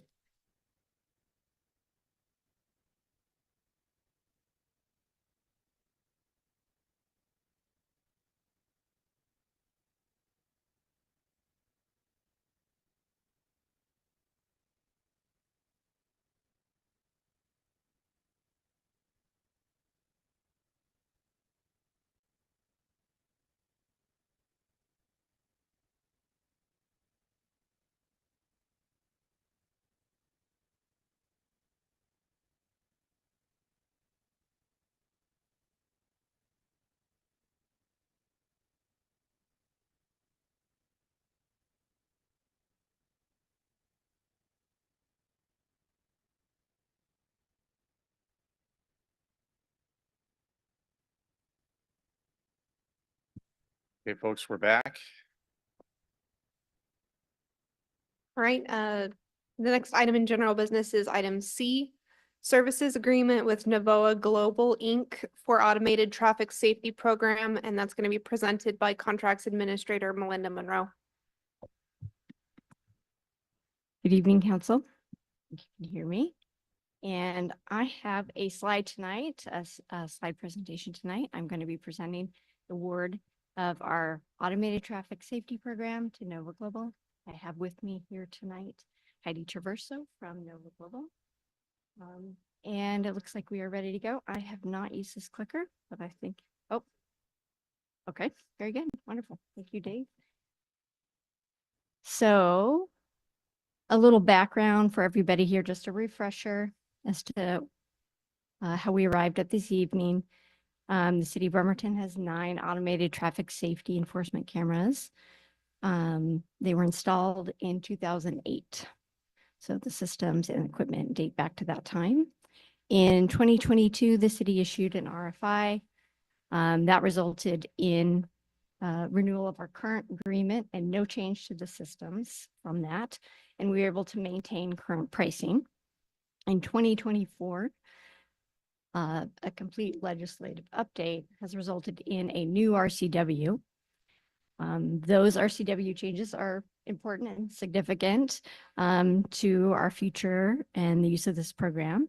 They include an equity allowance providing 50% reductions in fines if the violator qualifies, and it also allows for park speed zones in addition to the school speed zones. So next slide, Dave. So where we are now, we have looked through those changes in the RCW, made changes through our last update to the contract to our notice of infractions, and are in a relatively stable place, but our equipment is aged. Our location analysis would, under the current contract, increase, the contract significantly. So we are recommending the use of a local purchasing cooperative RFP that will allow us to update our equipment, provide new location analysis, and maintain current pricing. And it just sets us up for future changes, but there are no changes planned in the near future. As this contract is written, the opportunity and the system changes are purely planned at the current locations, up to 11 sites, which our last contract had that same sort of written verbiage. We currently have 9 cameras, but we are not planning for additional systems at this time.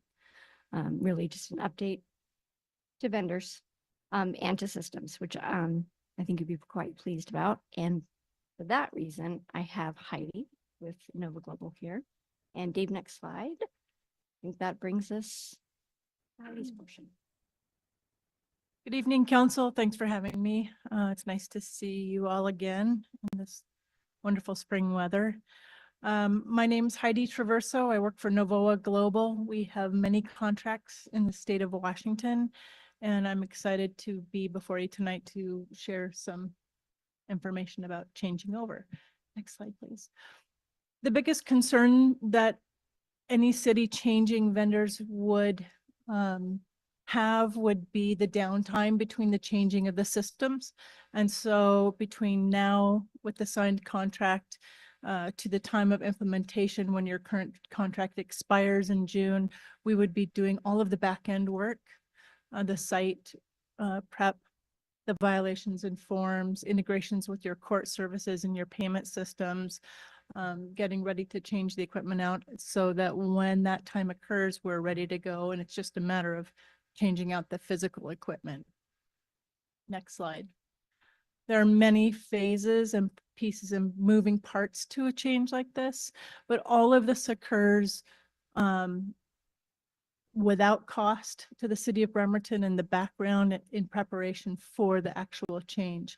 You only are billed, or the cost start when we start the actual paid violations, which would be actually July after the month of June. Next slide. Sample photo of the systems. This is a school zone system, but it gives you an idea of the quality of the photo. One of the things that I think will be important in your program is to evaluate current locations. We'll probably be doing studies at all the locations and evaluating with your city which locations you want to change potentially or remove potentially. So there's, you know, some opportunity there to evaluate the program that you currently have. Any questions about that part? So actually, we're going to wait for the presentation to be concluded and we'll ask questions. Okay. So this is the site that violators would log into. It's when a citizen or a violator gets a violation at the top of the form, they have a PIN number and they enter their plate, but they can also use their smartphone to scan a QR code and review the violation on their phone. Otherwise, it's a traditional login like you probably currently have with your current vendor. Next slide. The state law precludes any face shots, photographs, that is to say. It's still only rear images of the vehicle, plate captured. You know, the violation starts when the light turns red, then we monitor the vehicle proceeding through the intersection. There is no roadway disruption. We're not taking anything out of the roadway or adding anything to the roadway. This is all video analytics. Really high tech now. We don't need to disrupt the roadway. We also do not need to interfere with the signal box for your traffic engineering. This is a completely standalone system. There's no reason to access any other department's infrastructure, including IT. The RCW changed in some very beneficial ways, I think, and 220 allows for qualifying individuals who receive state assistance or participate in the Women, Children and Infants program to receive an automatic 50% reduction in the fine. And that is something that is part of the due process with the court, but that's currently stated on your violations, and we would continue with that. Next, I think that's it. Did you want to talk about that? Yeah, that is it. So just to summarize, our program would be maintained at the current levels. Current intersections and equipment will be renewed and replaced. Our, overall, just a simple switch of vendors does set us up in the future, which is really nice. But I think that, we have some updates to the RCW, which we've already addressed in our notice of infraction, but there's no change to our notice of infractions, no changes to our violations in any way or any other processes. So what we have here in this is simply a vendor switch, equipment update, and location analysis. So thank you so much. Okay, thank you for your presentation. Now I'll open it up to the public. Do you have any questions or comments from the public?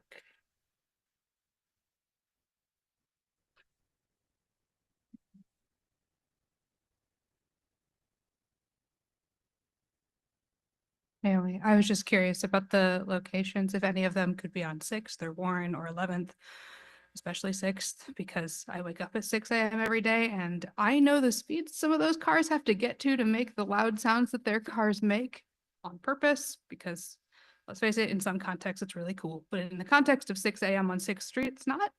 So I'm just wondering if 6th Street is one of the locations, like 6th and Warren, or if 11th and Warren.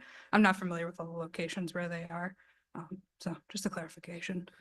Sure. Ms. Monroe, would you like to talk about where the cameras are now and what could happen in the future? Certainly. Certainly. So we do have a camera at Warren and 11th. We are going to be going back to all of our current locations, and we can place up to 11 cameras. So within that, we can look at additional locations. There are a variety of factors that would qualify a location, however, so it will need to go through those qualifying factors in order to have a camera added to it. But we do have up to 11 locations. We have 9 right now. You know, all of those going to be renewed. You know, that is a question. But Warren 11th, it's there. You know, maybe we need a second camera at Warren and 11th or a different camera angle. So those are the kind of things that we're going to be looking at. This system allows us to pull zip code data. That's something we really haven't had. It's an updated, and I think Heidi can probably speak to the type of system and the way that it works. Whereas our current system is, you know, basically radar. This system is using a more advanced camera function. I am not going to try to explain to you, but those things combined will allow us to look at all of our, actually 5 different intersections, 9 different cameras, decide which cameras should be updated, removed, replaced, second camera added, the angle changed, those sorts of things. So hope that helps. Any other questions in that regards? Thank you. Oh, we're gonna keep it with the public here. Does anyone else in the public have any comments or questions? Mr. Sorensen, anyone online? No. Okay, thank you. So seeing no further comment from the public, I'll turn to the council for a motion. No one's excited about new camera systems. I am. So I'll read the motion if I need to. Okay. So I tell you what. Go ahead. Mr. Goodnow, Councilmember Goodnow, go ahead. We're doing 6B, right? Move to approve services agreement with Novoa Global Incorporated and authorize the mayor to finalize and execute the agreement with substantially the same terms and conditions as presented. Second. Motion is second. Councilmember Goodnow. So I just wanted to thank Ms. Monroe for the thorough looking. I know we've asked you more questions in the other session, but I think you found a great a new partner to move this program forward and continue it, and to continue to use this as a way to extend sort of public safety and keep our officers free for other things, and also kind of provide some traffic calming. So thank you. I have no other questions. Okay, thank you, Councilmember Chamberlain. Thank you. I know we have another issue after this, and I don't want to beleaguer us with a lot of questions, but I'm just a couple of things. This is I noticed when you gave you the presentation that you said, and I know you meant nothing by it, but language is important. You said violators can log into this, but not everybody that receives a citation is necessarily a violator, right? So maybe another use of language might be cited individuals. Just a tip. I hope that it's okay to offer that recommendation. And then I think what was interesting about this conversation is I learned, well, this program will allow us to, just for full transparency, to allow for more expansion with the potential to offer like a speed camera site. Am I right? And we were talking about that there's different language used in the RCW for our type of, let me look at this. A legacy city has some flexibility. This is the quote that I have.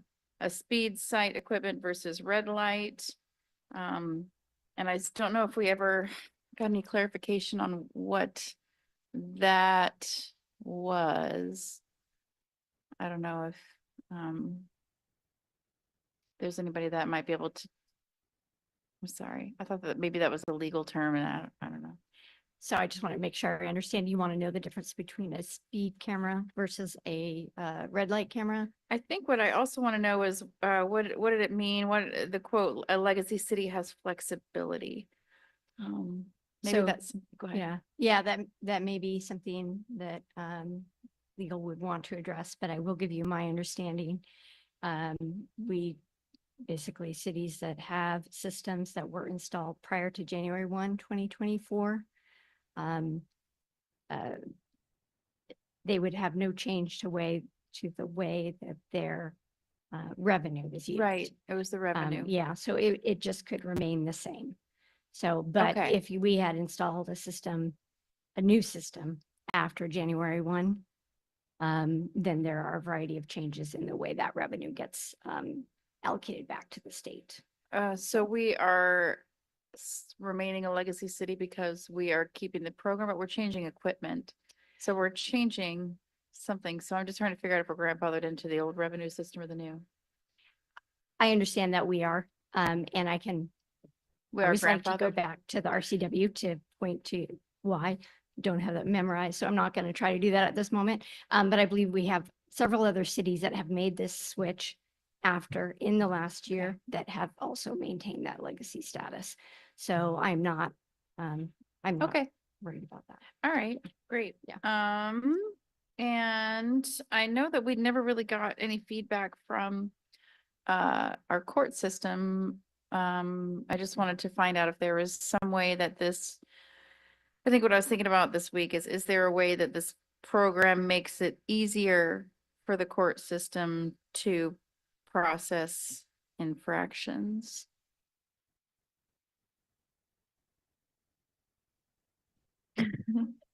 I'm sorry, I'm not sure what your question Okay. is. Does the software, and you showed how the ease of use that people, that police officers can go and they can use this software easier.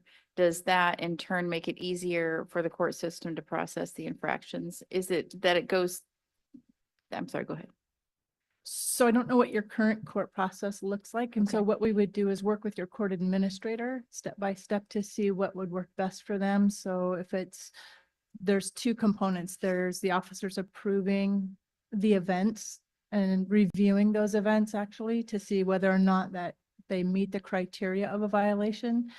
Those that do meet the criteria are then sent off to be citations that are mailed. And then there's a court process after that. So when the court receives, we can work with the court on calendaring, on payments, on a whole myriad of pieces and parts that go into the process of adjudicating the violations and doing review. And for accessibility, you don't have to just log on online. You can go to the clerk's office, right? To go view. A sighted person can go to the clerk's office. Someone who receives a letter in the mail, a citation. A notice of infraction. Yeah, a notice of infraction. Thank can you. Review those in a number of different ways. Thank you for your grace in asking all these questions. Okay. That's all I have right now. Yeah. Okay, thank you. Any other questions? Councilmember Robolowski. Yeah, Ms. Monroe, I'm not fully understanding. So currently we have 9 cameras in place or 9 locations with cameras.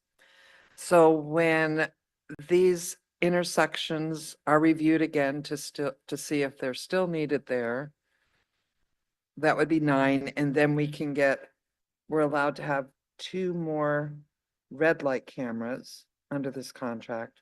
But if we were going to do speed cameras, say at parks or school zones, we would have to renegotiate that part of the contract, or? We also have under this contract, parks and speed zones included in this agreement. So we have I believe it is 10 additional cameras that could be used for the speed zone cameras. For speed. Yeah, and we wouldn't have to renegotiate. We would just have to pull the trigger. Basically send the notice, we are ready to implement that phase.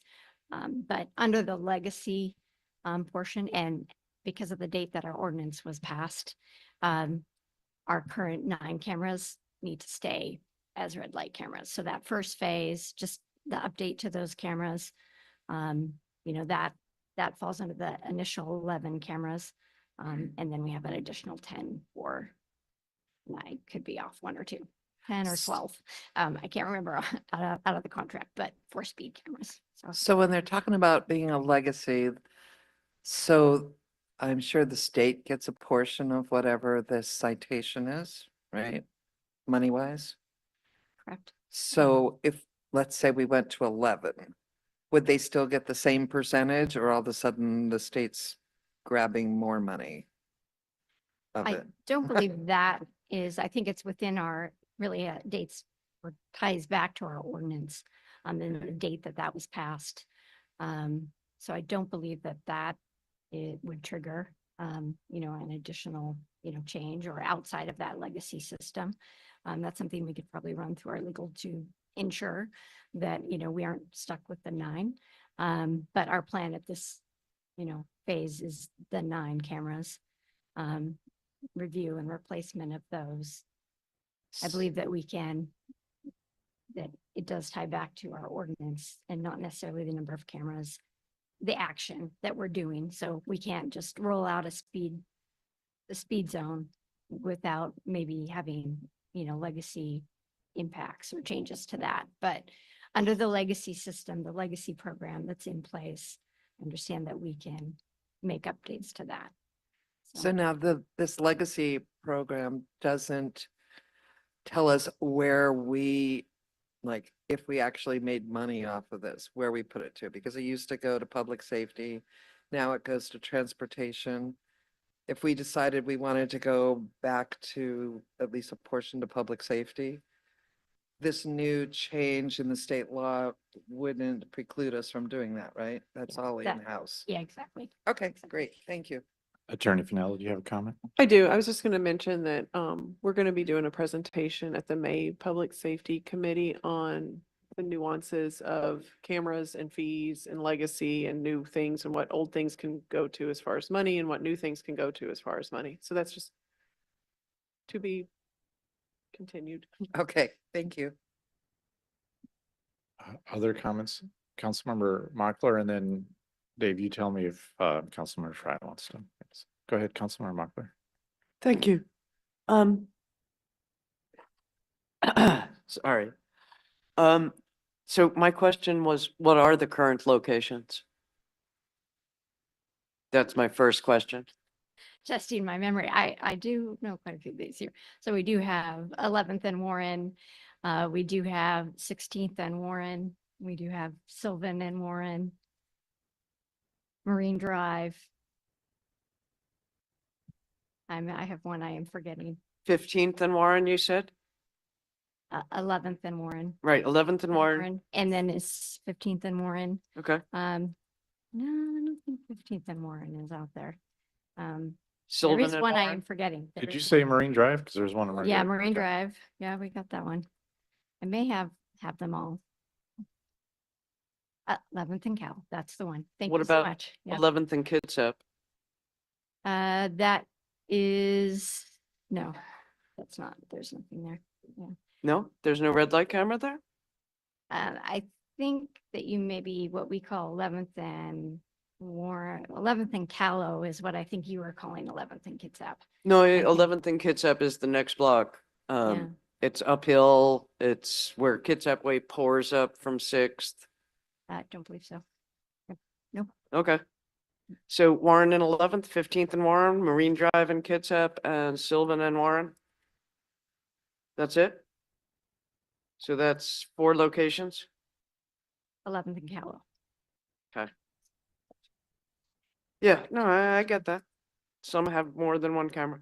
That was my first question. And then just really quickly, what is the difference in labor and money between swapping old cameras for new, or if your research shows that it's needed to install new cameras in new locations?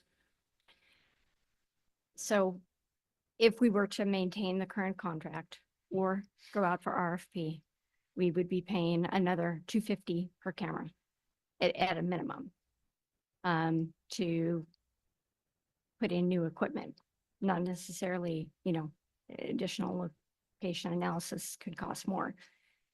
So we're getting location analysis plus new equipment for the same price that we are paying now with no change, no increase. And to roll this system out, there is no change or price increase at all. So we would just continue on the same budget that we've had the last several years.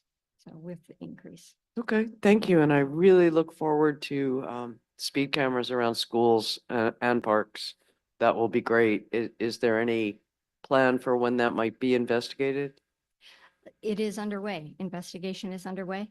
And I think as Attorney Fennell spoke, we will have a presentation in May regarding what kind of outcome, Great. changes Okay, will be thank good. you.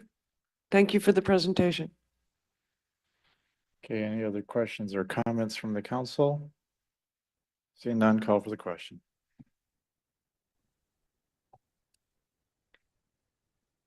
Vice President Ryablowski, Yes. Councilmember Goodnow, Yes. Councilmember Mochler, Yes. Councilmember Chamberlain, Yes. Councilmember Fry, Yes. Councilmember Coughlin, Yes. President Younger. Yes. Motion carries unanimously.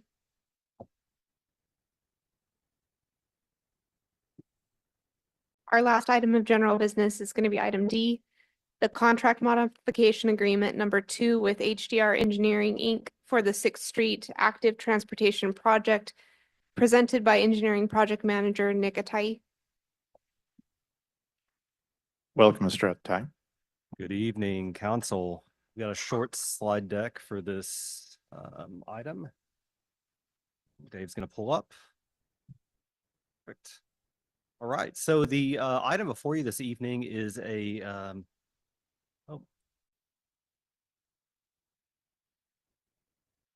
about that.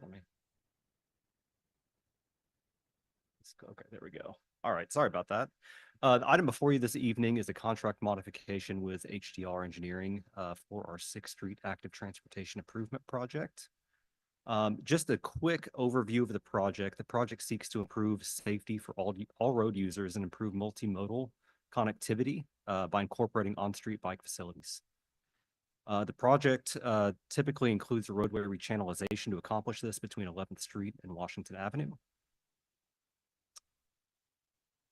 The current HDR contract included several tasks to study the area, take some of the baseline scoping and information that we've previously studied, and incorporate that into a concept design considering public feedback. We held 2 public sessions for this project last year, most recently November in this room, with some concept alternative designs that were presented to the public. And based on the input that we received to date, we have determined that additional concept design and outreach are needed prior to completion of the concept design reporting and prior to beginning final engineering design. So earlier this year, contract modification with HDR was developed to provide refinements in the concept design, host a second in-house open house meeting, and prior to initiating final design on the project. Last week, study session, we received some input from council on some modifications to the contract. So what I've tried to do here is a little bit of a busy slide, is the note in red text, kind of an overview of what those changes are. So it's primarily 3 changes. So the first is that the concept design refinement will now look at a fully protected intersection design at Naval Avenue.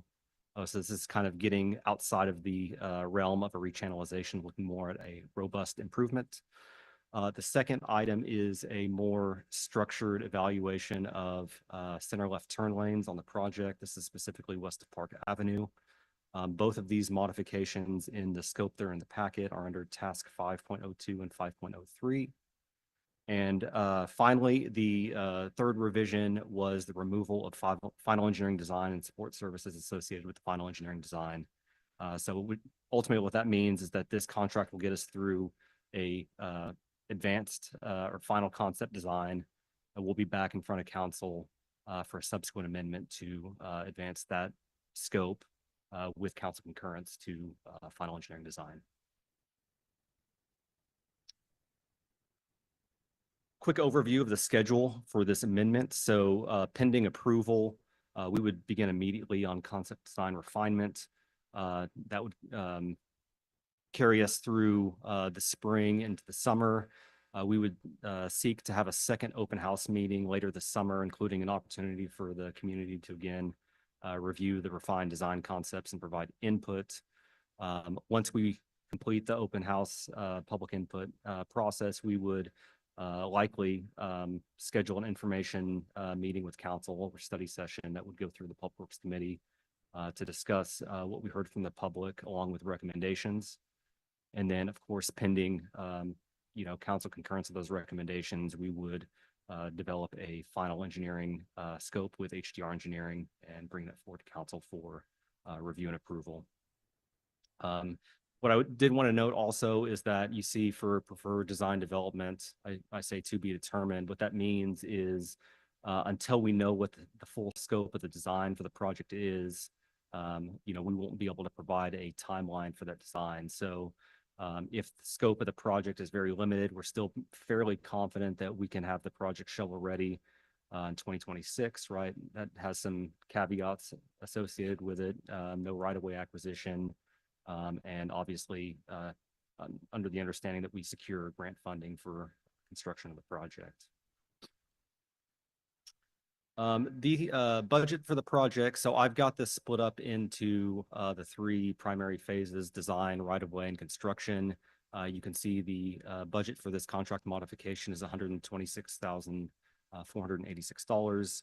That does include about $24,000 in management reserve for any unforeseen items that come up during administration of this amendment. The current budget for the project includes $700,000 in council authorized local revenues to complete the design phase for the project. On the left side of the slide, you'll see kind of a breakdown of current and planned expenditures in the design phase. This does not include the subsequent contract amendment with HDR for final engineering. For right-of-way, so we did apply for a WashDOT grant through the pedestrian and bicycle program. Approximately $3.1 million was requested. You can see the breakdown of what we requested there under each of those phases. We should expect to hear award of those grant funds in the next 3 to 4 months. We were shortlisted, so we're still hopeful that we will be recipients of that funding. Again, some caveats there that depending on the scope of the actual improvements developed during the concept phase. Again, we'll be looking at our budget with the grant funding and determining whether additional funding may be needed or whether we need to potentially look at reducing the scope of work to align with the revenues that we have assigned for those specific phases. And with that, I will stand for any questions. Thank you, Mr. Todd. Does any member of the public wish to comment on this item?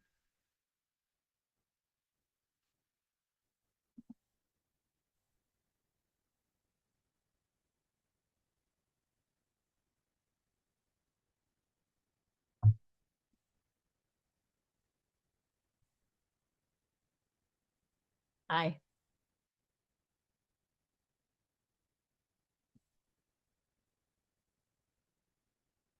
Council President Younger and Bremerton City Council members. I'm Diane Iverson, resident of District 7. Thank you for the opportunity to share my thoughts with you about the 6th Street Bike Pedestrian Safety Improvement Project. I strongly support improving the safety of 6th Street for pedestrians, for cyclists, and for people who use wheelchairs. A network of safe, protected lanes within the city improves safety for all of us. Protected bike lanes, in my opinion, need to get a new name. They need to be called protected lanes. They are highways for people who use wheelchairs, in addition to cyclists using them.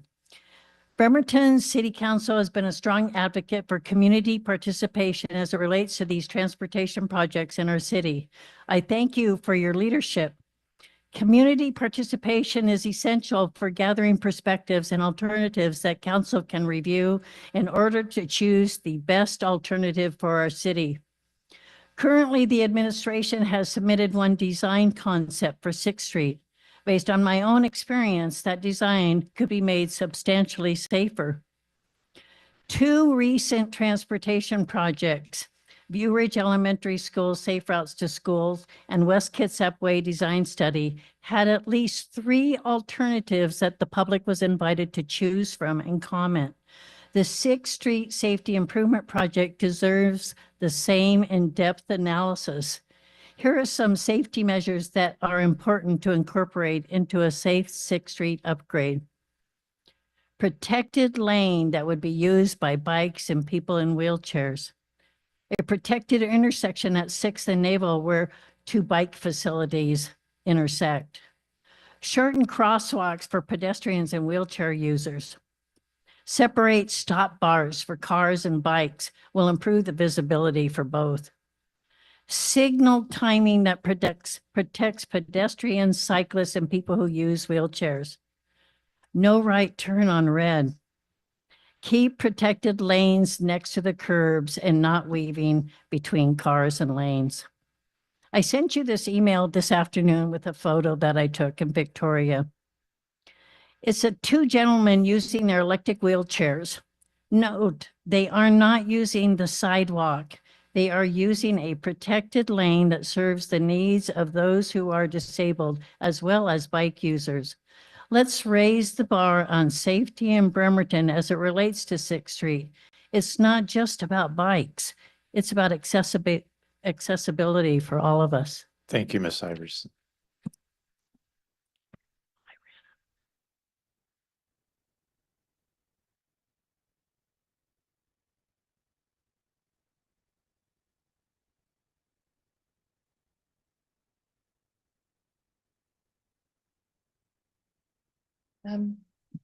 Good evening. My name is Jacqueline Reed, and thank you for allowing me to provide testimony to you.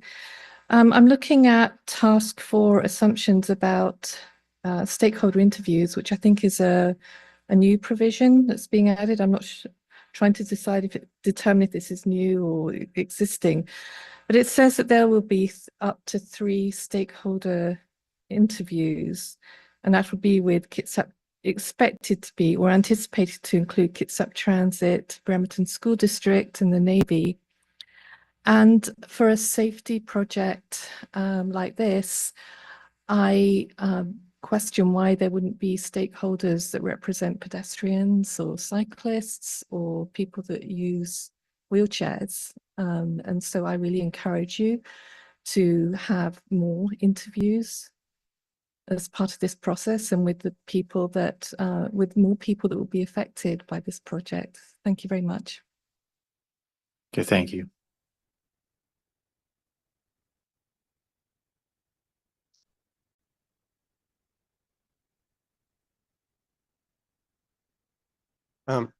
Council, my name is Dylan Mendenhall. I live in East Bremerton. The 6th Street Improvement Project, this is a rare opportunity to improve the safety in our city and overall improve our quality of life, particularly by creating a protected bike lane or whatever you want to call it, a protected multimodal path and also by potentially installing street trees to increase our urban tree canopy.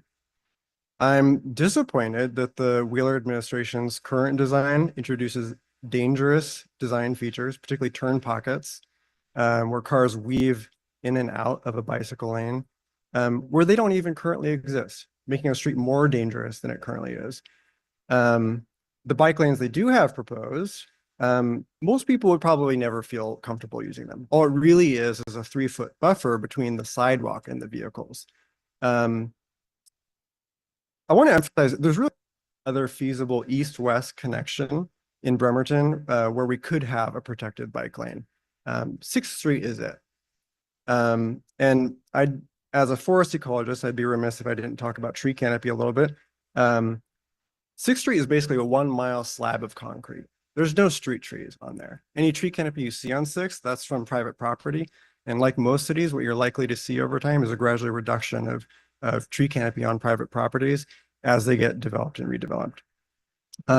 So I urge the city council to demand that Public Works creates at least one alternative design with a protected bike lane across the entire length of 6th, with no dangerous design features such as turn pockets.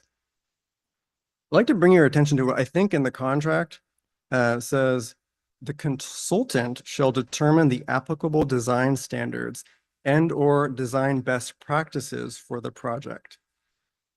I think with the lack of leadership you're seeing from the Wheeler administration, you can't trust them to show any kind of vision or leadership on these topics. You can't trust them to hire a consultant to deliver a plan that is going to meet the needs of our city. So I really think that the council is going to need to keep the Wheeler administration on a tighter leash, at least until we can vote this guy out in November. Thank you. Okay, thank you.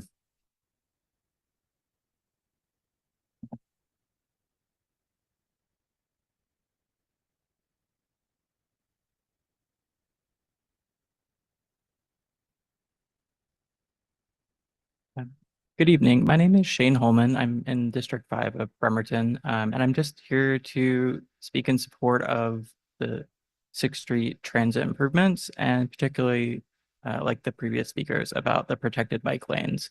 6th Street, it's the heart of our city. It's the next step in transit-oriented development for Bremerton, and I encourage you to support this improvement for our city. I think it's the right next step, and it's something that we need. Just as a commuter and as a resident, I strongly support this development.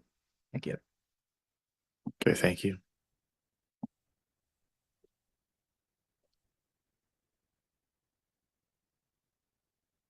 Good evening, council. My name's Chance. I also live in District 5.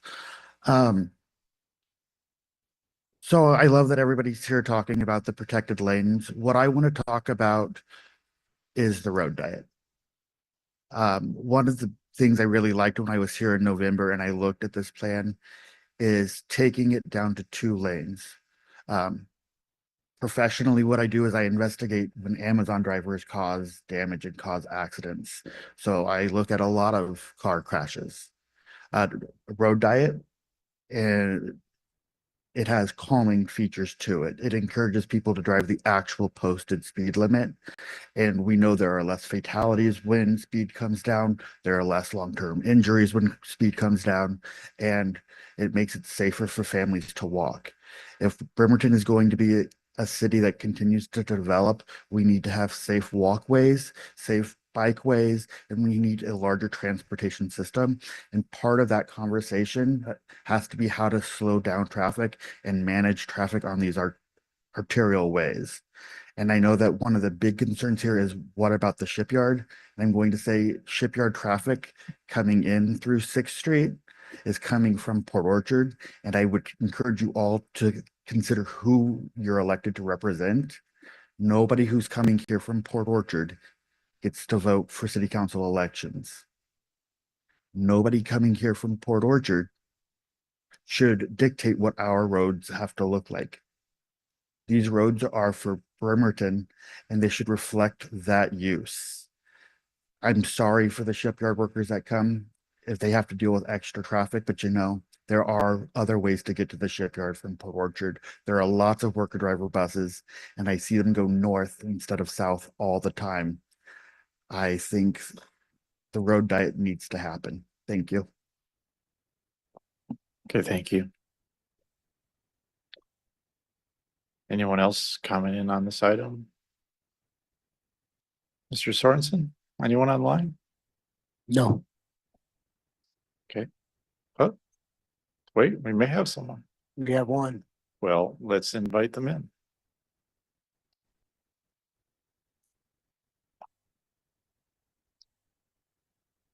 And who do we have? Hi, my name is Rima Schultz. I own a business in Bremerton and also live on Naval and near Sixth.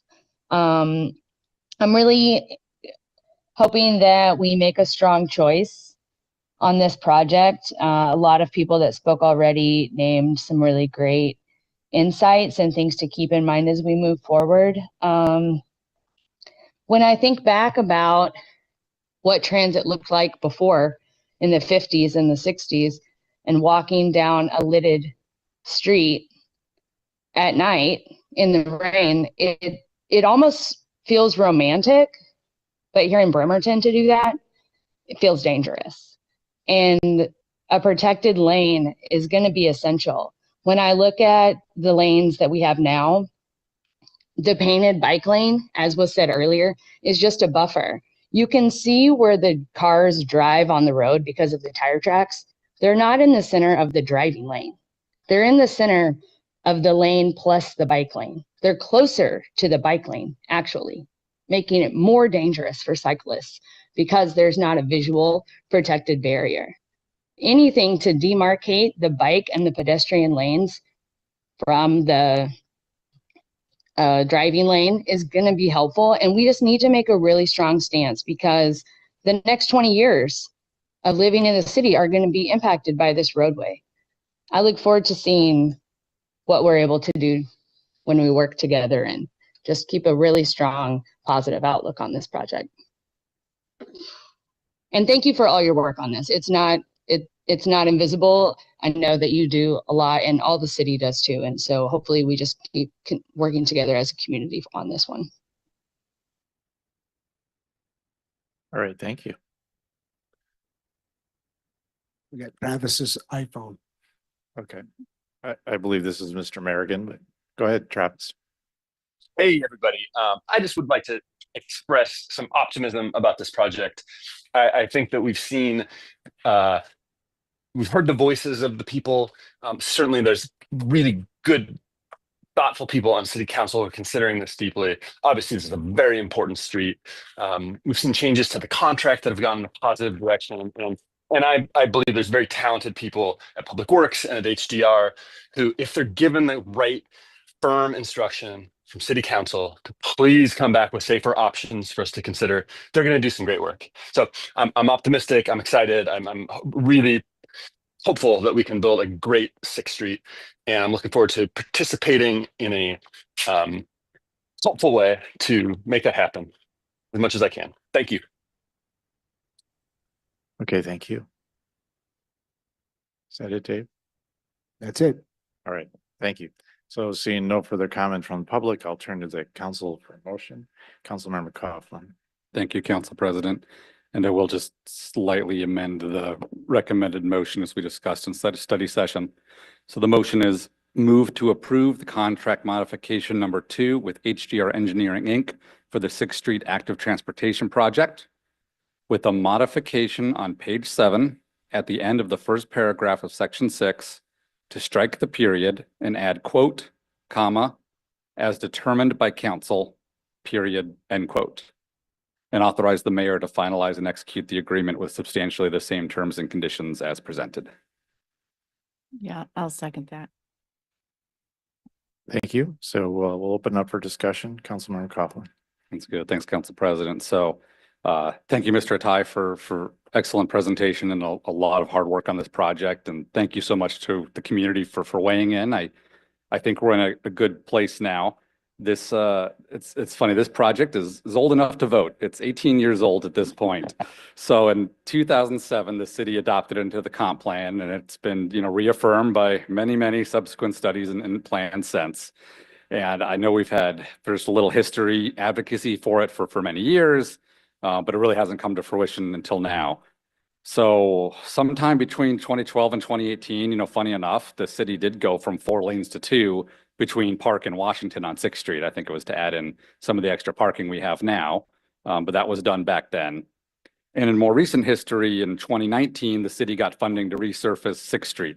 So the mayor tonight presented that phase 3, that's 3 of 3, the final phase is starting soon.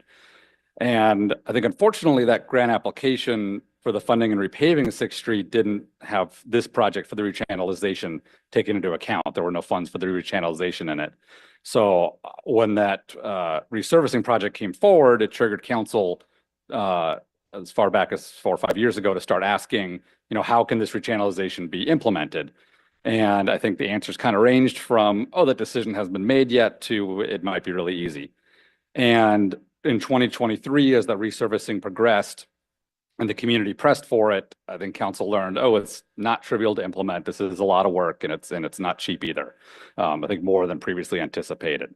So I give a kudos to council member Mockler in the 2023 budget season, where thanks to her eagle eye, found a really good chunk of money that turns out was freed up at the time.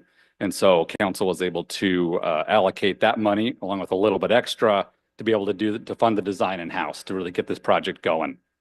And working with staff, as mentioned, identified this bike ped grant. Kudos to staff for having that grant essentially shortlisted. Hope it gets final approval, which is looking like so. And so that will have construction money to hopefully kick this off next year. And again, kudos to a really well-attended open house last year. And I heard a lot of positive feedback about several parts of the project during that. But then, of course, there was a lot more feedback on what can be improved. And I think that's no surprise on a project like this when we have a lot of community input. It's affecting a lot of the city, and it's on rechannelization and bike and pedestrians, which is a very current topic, not just in Bremerton, but cities across the state and country, with evolving best practices and modern standards. So I think we're all learning what's the latest and greatest and what's possible.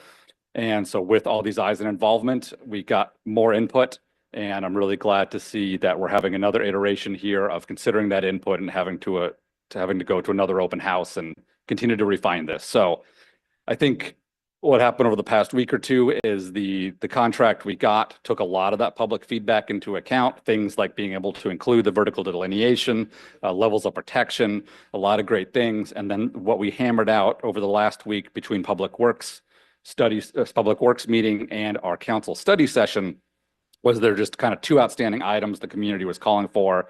One is evaluating that center turn lane where it's really needed. What happens if we remove it? And the other one, the intersection of Naval and 6th, which is a key intersection of our north-south and east-west future non-motorized connectors. So the reason I made the amending motion is this is going to be difficult, right? My goal personally has been to ensure that all these options just stay on the table, right? I'm not expressing a personal preference for what I think it should be. It's how do we keep all these options on the table to get community input and to find out what folks want. And then the hard decision comes once we get that back from the contractor on here's all the feasible options that are viable. How much is it all going to cost? Can we do it all? Do we have to make tough choices on what we do, what we don't do? What are the competing interests? And so it's not fair to the contractor to make that decision. It's not fair to the staff to make that decision. That is council's really hard decision that I don't want staff to be, yelled at or constructive criticism at the end of the day. That's our job to take that heat to make the tough decision on what we can do within our time and within our budget. So I just going to say, I think what we have now is a contract that delivers all those options, keeps them on the table. I look forward to getting them back. I look forward to continued community input. And then council will have to make that tough decision on a preferred alternative that keeps us moving forward. But again, kudos to Mr. Atai and all the staff there for working hard on this. And thanks to everybody. Thank you, Councilmember Chamberlain. Thank you. And I apologize. And can you remind me again the exact, can you please reread the motion for me so I don't have the exact language? It's a comma. It might be best if Councilmember Coughlin rereads it. Sure. So the middle of it was on page 7 of the contract, at the end of the first paragraph of section 6. Let me just read what it says now and what the Want to go to the motion exact would do. language. Perfect. And it was It's a very small change, but a good one. 1.02, 1.07. Yes, so it's Okay. says task 6 preliminary engineering.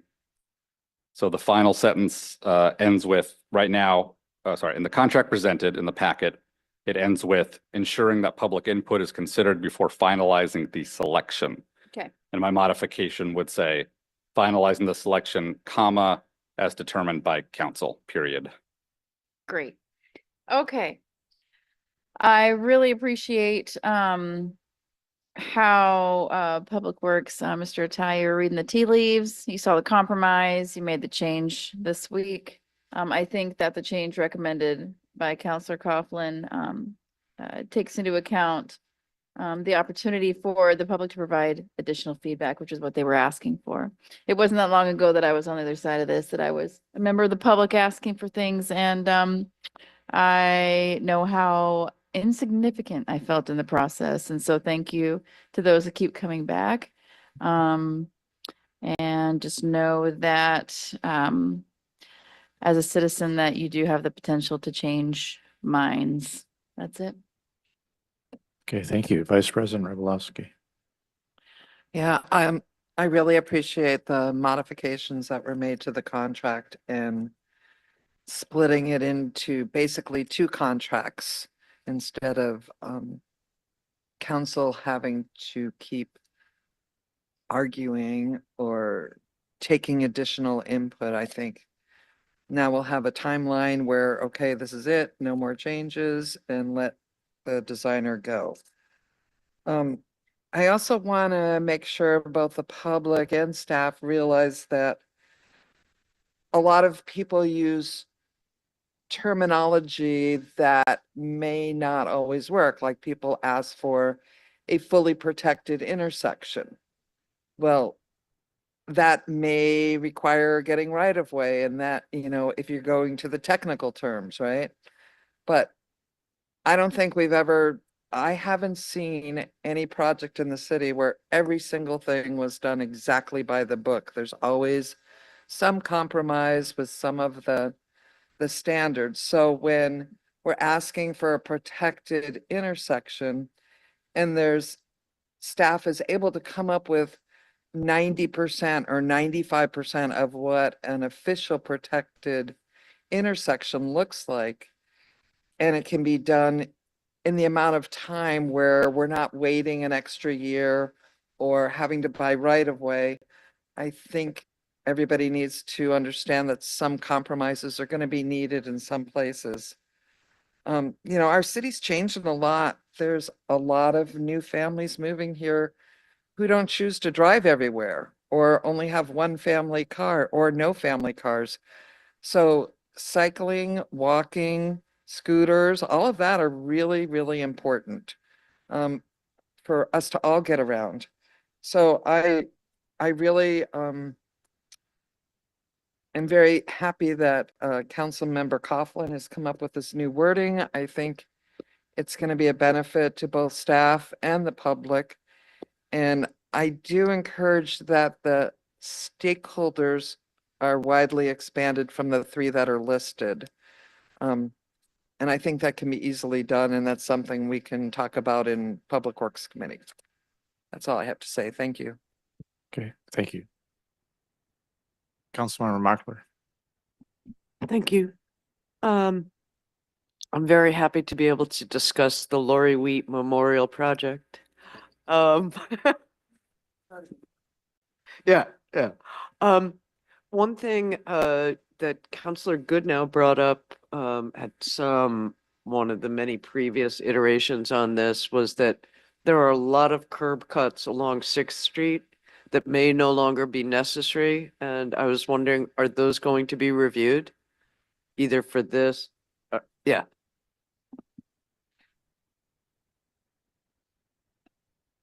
So I believe you're referring to access management as far as driveways. So that's something that generally isn't included in the scope of a rechannelization project. Obviously, 6th Street, there's a lot of properties that have driveways that are visibly not being used. So I'm sure there's some sort of coordination that could occur, anytime, right? So that probably sounds more like a standalone project as far as access management to kind of look at that corridor wide and try to consolidate that to improve, access and safety. But certainly that's something that we could look into and get back with the Public Works Committee at some point here. in the Okay, future, great. near future. I'm specifically thinking about the ghost curb cut that goes absolutely nowhere on Kitsap Way as you're heading westbound, approaching the Winco. Okay, I just thought this was a great idea of Counselor Goodnow, so I'm passing it on. I wanted to applaud the work of the Public Works Committee for working on protected bike lanes, no turn pockets, no widening. And I echo Council Vice President Rebelowski's call for widening the stakeholders group. And again, for both the tree committee and the audit committee and for other committees, the typical ratio is 1-to-1 community members to others. Thank you. I'm just really happy about this moving forward, and this is a ton of work, and you guys did great. And you guys did great. Turning this around, thank you. Great. I believe we have Councilmember Fry up next. I want to acknowledge the great work. Look at where we are, we've even got Travis Merrigan saying, good job. It's been riddled with a lot of conflict, and we've gotten here. Somebody asked me, especially, I want to give kudos. Nikitai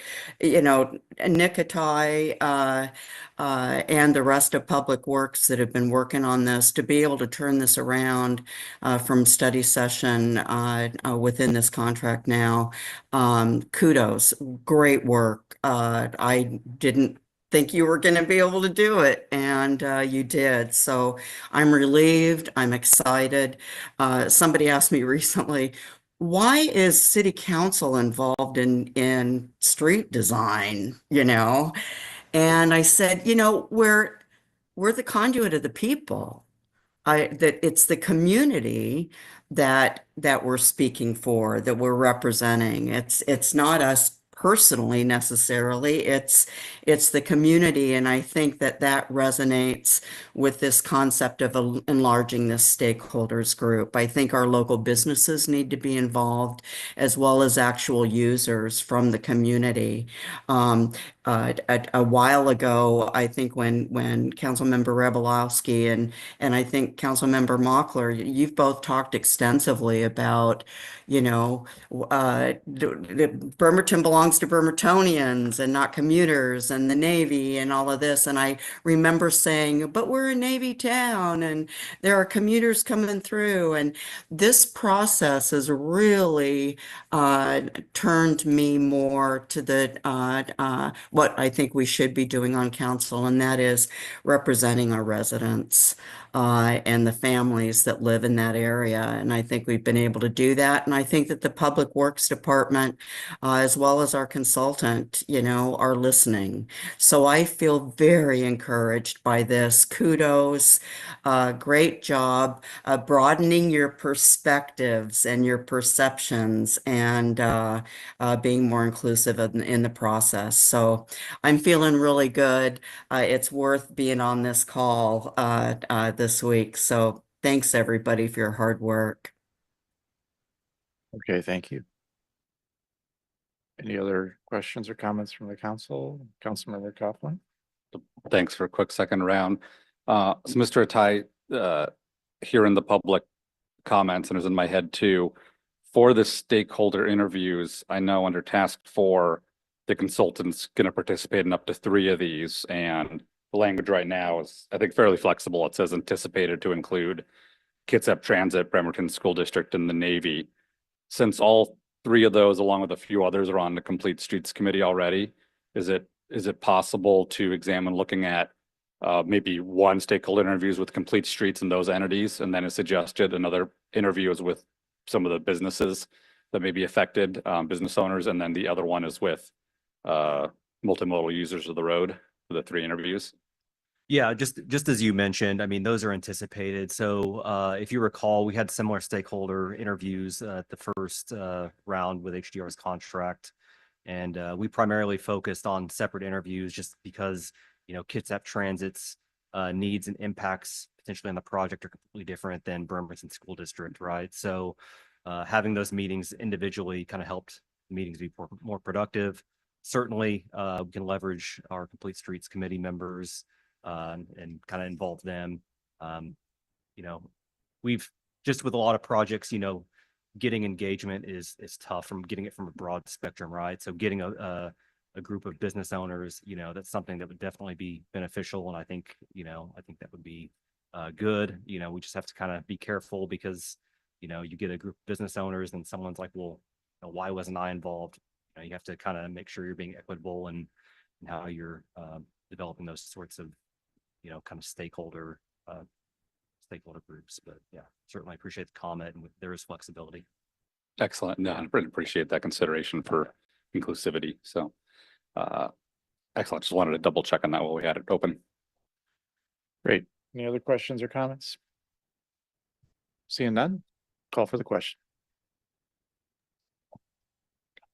Councilmember Goodnow, Yes. Councilmember Mochler, Yes. Councilmember Chamberlain, Yes. Councilmember Fry, Yes. Councilmember Coughlin, Yes. Vice President Rablowski, Yes. and President Younger. Yes. Motion carries unanimously. All right, folks, that concludes tonight's general business. Next up is council reports. And tonight we'll start with Council District 1 Council Member Jennifer Chamberlain. Go ahead. Okay, I'll make it pretty quick. I'll have a flyer in 2 weeks, but on April 22nd at 4 o'clock, we're going to meet at the City Greenhouse trailhead of Stephenson Canyon and do another stewardship walk. I invite folks to come. All abilities are welcome, but do be prepared for elevation stairs, potential slippery leaves and such. Other than that, I have nothing else to add. Thank you. Okay, thank you. Councilmember Fry. No report tonight. All right, thank you. Councilmember Coughlin. I'll keep mine brief as well. No slides tonight. Just thanks for everybody who continues to show up and speak up with excellent suggestions and feedback. The only report for my district is I was recently looking what other cities were doing, and I saw Bellingham not only updated their ordinance on kind of definition of bicycle facilities and multimodal use, they also once again updated their ordinance on streeteries. So my district has 3 streeteries, which almost 2 years ago now, those business owners were in these chambers because their permits were unexpectedly told were expiring.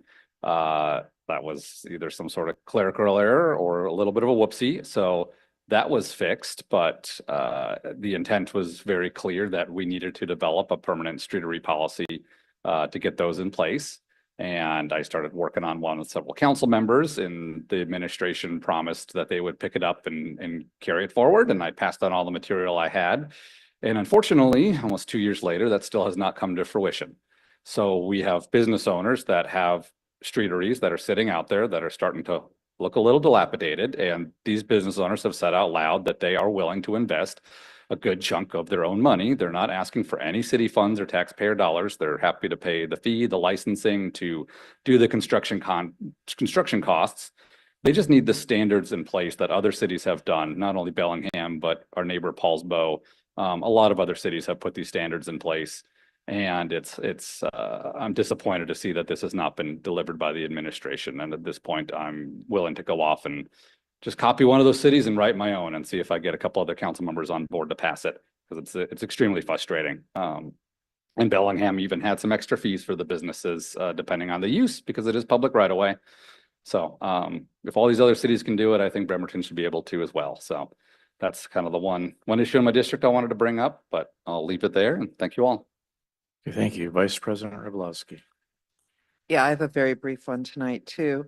I want to remind everybody that the Bremerton Food Line is having their fundraising breakfast on April 22nd.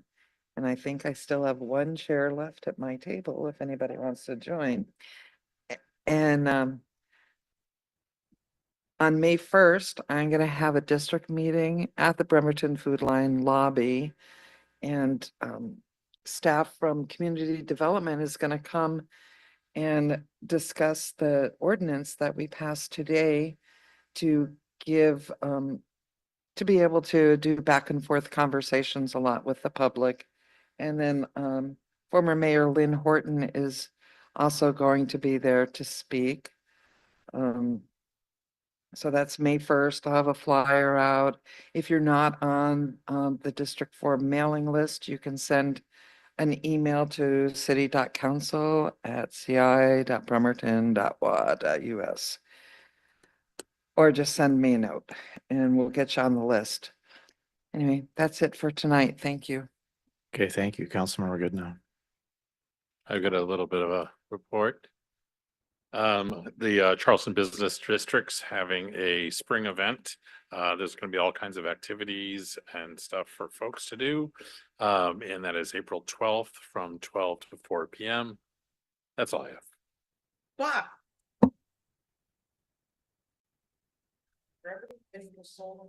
Thank you, Councilmember Mochler. Thank you. First slide, please, Mr. Sorensen. So my upcoming town hall is April 14th. There's no particular agenda or speaker. This is just, here's what council's been up to. What do you want us to look at? What are we going to look at soon? Still at the place where you recycle your Christmas trees, except on the north side of the building. Okay. Great cabinet display of brass valves. Next slide, please. Yay! Somebody texted me a photograph of the bathroom finally finished and arriving on a truck today. So I have a vision of like Haddon Park neighbors hanging on to that chain link going, soon, soon. So apparently they are actually doing that. You know, if you're the kind of person that just has your 3/8 ratchets and your various less than 1 inch sockets and wrenches all perfectly arranged, bring them on by. April 19th, 9 a.m. I will see you there.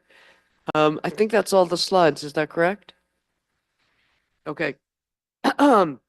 Just to mention that the CDC is still issuing guidelines for getting your COVID booster, and for people 65 and over, they're specifically recommending getting them every 6 months. So just passing on that information while it's still available. Okay, so this is going to be longer than all my colleagues because it's National Poetry Month. I know. Okay, so this is Nobel laureate Wisława Szymborska. Nothing has changed. The body is a reservoir of pain. It has to eat and breathe the air and sleep. It has thin skin and the blood is just beneath it. It has a good supply of teeth and fingernails. Its bones can be broken. Its joints can be stretched. In tortures, all of this is considered. Nothing has changed. The body still trembles as it trembled before Rome was founded and after, in the 20th century before and after Christ. Tortures are just what they were, only the earth has shrunk, and whatever goes on sounds as if it's just a room away. Nothing has changed, except that there are more people, and new offenses have sprung up beside the old ones. Real, make-believe, short-lived, and non-existent. But the cry with which the body answers for them was, is, and will be a cry of innocence, in keeping with the age-old scale and pitch. Nothing has changed, except perhaps the manners, ceremonies, dances. The gesture of the hands shielding the head has nonetheless remained the same. The body writhes, jerks, and tugs, falls to the ground when shoved, pulls up its knees, bruises, swells, drools, and bleeds. Nothing has changed. except the run of rivers, the shapes of forests, shores, deserts, and glaciers. The little soul roams among those landscapes, disappears, returns, draws near, moves away, evasive and a stranger to itself, now sure, now uncertain of its own existence, where as the body is and is and is and has nowhere to go. So that's a little poem sent out for Garcia Albergo, who was deported to El Salvador via administrative error. He's in the Sakat. And with that cheerful note, have a good evening. Okay, thank you. A reminder that the next regular study session will be on Wednesday, April 9th, beginning at 5 PM in sixth floor council room with a remote option available by Zoom. Folks, that concludes tonight's meeting. Everyone have a great evening. Good night.